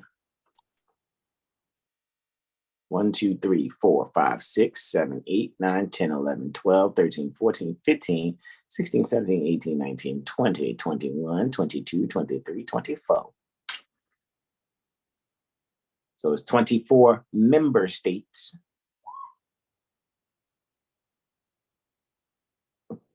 Part of this. So, and you don't see United Kingdom. Well, it says they're not even eligible to join. So, yeah. Right. Said 20. It's not eligible for membership. No, but man, I could have sworn there was talks about, them joining. I might have to dig a little deeper, but the first thing I read. BRICS. But BRICS is actually saying what it actually is, BRICS, which I'm trying to think, was the B Britain? Brazil. Brazil, okay. Brazil, Russia, India, China, and South Africa. Right, so that's BRICS. And Mexico is thinking about fucking with them too. BRICS, hot, all white bricks. Anyway, Gucci. Anyway, what I'm saying is, it's very interesting to see. JLV says, so it took 5 centuries for the people to figure out they want to govern themselves. And then you wonder why. I mean, does it sound like unbelievable when the people were out here running around talking about 400 years of slavery? Jesus, Mary and Joseph. JM now says that's why the people voted for Brexit, as they were tired of European Union oversight. JM says UK, United Kingdom, was the only country that did not convert so-called currency to the euro. They kept the UK pound. And JM says United Kingdom not listed as they left via Brexit. So yeah, exactly. So that's interesting. Last but not least, right? If we can, I know we were looking at property. I'm glad we touched bases on it. It's the last thing I kind of want to touch on, and then I want to get back to my babies. Ooh, girl, look at you. Okay, so let's right, part A of the Birmingham. Now we're going down, right? We went from the federal level, let's say, dealing with the United Kingdom, right? And now we're coming to more of a municipal level, right? The council's constitution, right? Birmingham City Council has agreed, right? So let's see, what page are we on? Page 3, right? So page 1 is showing you the Birmingham City Council constitution, right? There's some embleming there, very pale skin these people are, and I'm pretty sure they're supposed to be Moors. Honestly, I'm sure of it. Summary and explanation. So there's 5 parts to the Birmingham City Council Constitution. It's part A, part B, part C, part D, and part E, right? And summary and explanation, July 2022, right? Here's the contents, goes over the council's constitution, right? Page 3, how the council operates, how decisions are made, the full council, types of council meetings, the executive, health and well-being board, just blah, blah, blah, yakety, right? So you're getting all of that there, and it's letting you know that the council's constitution, right? Birmingham City Council has agreed a constitution which governs how the council operates, not the people, how decisions are made, and when I say the people, I'm talking about the singular sentient beings that are not a part of Birmingham City Council, how decisions are made, and the procedures which are followed to ensure efficiency, transparency, and accountability to local people. Some of these processes are required by law, while others are a matter of the council to choose. That sounds like some internal decision making there. The council will exercise all its powers and duties in accordance with the law and this constitution. This constitution complies with the requirements of the Local Government Act 2000, related regulations and government guidance on constitutional matters. The purpose of this constitution is to, you want to read, bro? You there, bro? Or are you frozen? Yeah, I'm here. Okay, if you focus, no worries. The purpose of this constitution is to, I thought you wanted to, I was going to say you could read that, but I got it. One, All right. enable, oh, you got it?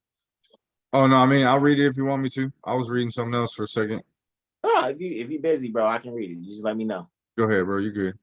The purpose of this constitution is to, 1, enable the council to provide visible, accountable, and effective leadership to the citizens of Birmingham. Look, you got to be a member pertaining to Birmingham. Citizens means member. Okay? So if you don't go to Planet Fitness, don't expect the rules of Planet Fitness for the members to apply to you. There's no one at Planet Fitness can be like, hey, you over there exercising on the playground, you're in violation of Planet Fitness code. It doesn't fucking matter what that code is, because you're not a citizen of Planet Fitness. You're not a Planet Fitness citizen or a Planet Fitness member. Support the active involvement of citizens in the process of local authority decision-making. Help councilors to effectively and efficiently represent and support their constituents. 4, enable decisions to be taken in an effective and efficient manner, having regard to the law, appropriate policies, procedures, and ethical standards. Create an effective, efficient, and appropriate mechanism to hold decision makers to public account. Right? For further information regarding the review, revision, and suspension of the Constitution, please see section below. The Constitution is divided into 5 parts. Part A is the summary and explanation, introduction to the Constitution and how the council operates. Part B, roles, function, and rules of procedure, rules governing the council's business, how decisions are taken, and the rules of its members, right? Citizens, right? That's why I said we're not U.S. citizens. However, I am an American citizen. So that means I'm a member pertaining to the continent, not some corporate jurisdiction. So my membership, my American citizenship, actually supersedes U.S. citizenship, period, point blank. That's why I'm a Moorish American national. The highest status on the planet, period. All right. Islam. So what's up? I was gonna say, all right, so although the United States is not a member of the EU, they definitely have a relationship, and it says that together the US and EU dominate global trade. They play the leading roles in international diplomacy and military strength. Yeah, they're the same kind of entity. So what they were doing, first of all, they were delegated some type of authority here. It says, where was that delegated at? Right here. The delegation of the European Commission to the United States in Washington, D.C. was established in 1954. And the United States mission to the European communities, now the United States mission to the European Union, was established in 1961 in Brussels on November 25th, 2003, and on May 6, 2004 in Washington, D.C. The U.S. and the EU celebrate 50 years of diplomatic ties. So they're definitely involved with each other heavily. So find a treaty on them. There's got to be a treaty. It's right here, bro. There's a lot. I'll send the link. Okay. So there's a lot. Like, that's just a part that I read from it, but I was reading the shit out of that. Got you. So I think they're like the same kind of entity. The EU, the European Union, is no different from the Union States. You could say that because the Union States, technically each state is a country, supposed to be a country, right? Even though we know that they're corporations, but they're definitely, doing stuff with the US because they can get a lot more done. They already know that. But they have the new transatlantic agenda. They have the transatlantic economic partnership. The World Trade Organization was established. They have their transatlantic business dialogue, transatlantic consumer dialogue, transatlantic policy network. It says that a non-governmental grouping of members of the U.S. Congress and the European Parliament, business leaders, and think tanks, the Transatlantic Environmental Dialogue, and the Transatlantic Legislators Dialogue. They got all type of shit, and they have a North Atlantic Treaty Organization as well. Yeah, man, it goes in. JM, you're gonna have to put those websites in because I've been reading chat the whole time. So just what website are you speaking about exactly? Before we yield, just put that in the chat. So because you say kindly check out the websites I posted above when you get a chance. So just let me know what that is because I want to see if I missed it by mistake. Just let me know. Part C, right? And thank you, Brother. Part C.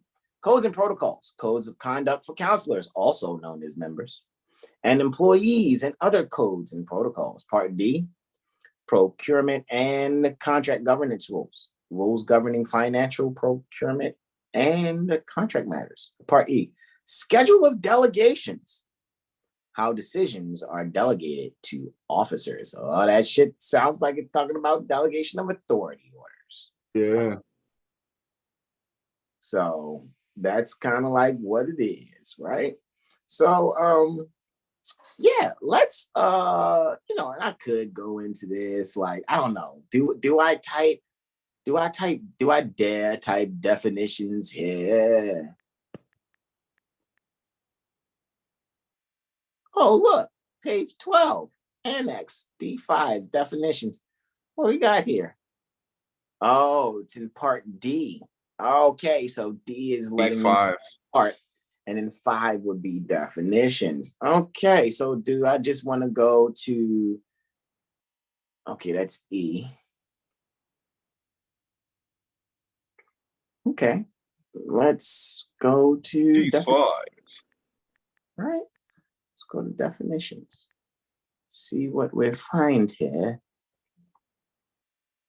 Right, 3 is letting us know the table of contents. Definitions on page 44. Right, Section 5. Right, section 5. So this is part D, section 5, or D5. Right, above threshold means spin threshold above the UK, United Kingdom, I guess. Right, or unum kingdom. No, that's okay. I'll let it go.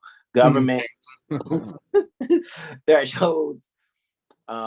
For local councils, setting out requirements to advertise on, quote, find a tender.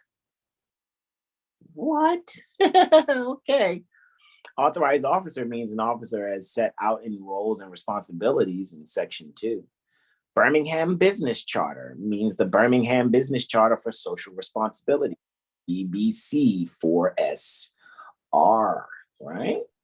That's what that is. So, Islam, bros. Right? Islam. Islam to the Moroccan Empire, yes. On which the sun never sets. All right. Islam. Islam. Below threshold means spin falling below the United Kingdom government requirement to advertise on, quote, find a tender. That's why the find a tender, that sounds like some freaking island boys. But, that's why the bros got a picture of a sun that looks like it's setting, but since it's a picture, it will never set. Oh, yo, you right? Look at that. That was good. Best value, breach procedure, budget holder. Chief officer means officers reporting to the chief executive, including all strategic directors and the director of strategy, equality, and partnerships. Concession, as defined within this contract concession, as defined within the public contract regulations, typically for granting of rights to operate as a concession on public services.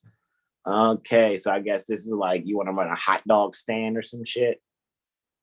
You know what I mean? And, I'm guessing, maybe, right outside of Parliament's building or say Birmingham has a building in which they do their operations and you want to run a hot dog stand or a taco stand out of it, I guess, maybe.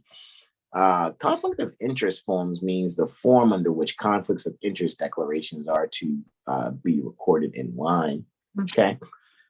Contract means a formal agreement between the council and a supplier that has been set up with the expressed intention of supporting the delivery of supply services or works or concessions arrangements. So let's see, what other things do we have here? We got contract award report, contract register, contract standing order. Council means Birmingham City Council. Council's e-tendering system. Council's corporate retention schedule. Dynamic market means dynamic arrangements and systems as set out in the public sector procurement. ESPR, interesting. Financial regulations means the formal financial regulations of the council, which form part of the overall council constitution. Framework agreement. Grant means a payment made by the council to help the recipient. Exempli gratia, charity, to delivery an agreed outcome, but has no contractual basis, whilst typically provided subject to conditions that state how the grant shall be used, for example, to support the wider objectives of the council in promoting the social, economic, and or environmental well-being within their communities. The grant funder, exempli gratia, the council, gets no direct service delivery in return, usually preceded for award of a grant by call for proposals. The grant offer letter will be in line with the grant policy condition of grant aid, normally set out general instructions as to how this is to be achieved and any particular condition in regard to clawback if those wider objectives are not met. So it's like, yeah, well, you need to pay it forward. We give you this bread and pay it forward and do anything, but don't make us look bad. Don't make us think we need the black back, no trade back type shit with it, or Indian give, so to speak, as they say. In-house preferred test, light touch, whatever. So there's some definitions here, right? Which all seems to be corporate and really only pertain to the members pertaining to the council, actually, right? So, yeah, kind of what it looks like there. Waiver means an agreed action to set aside a requirement or requirements that is strictly set out within these rules.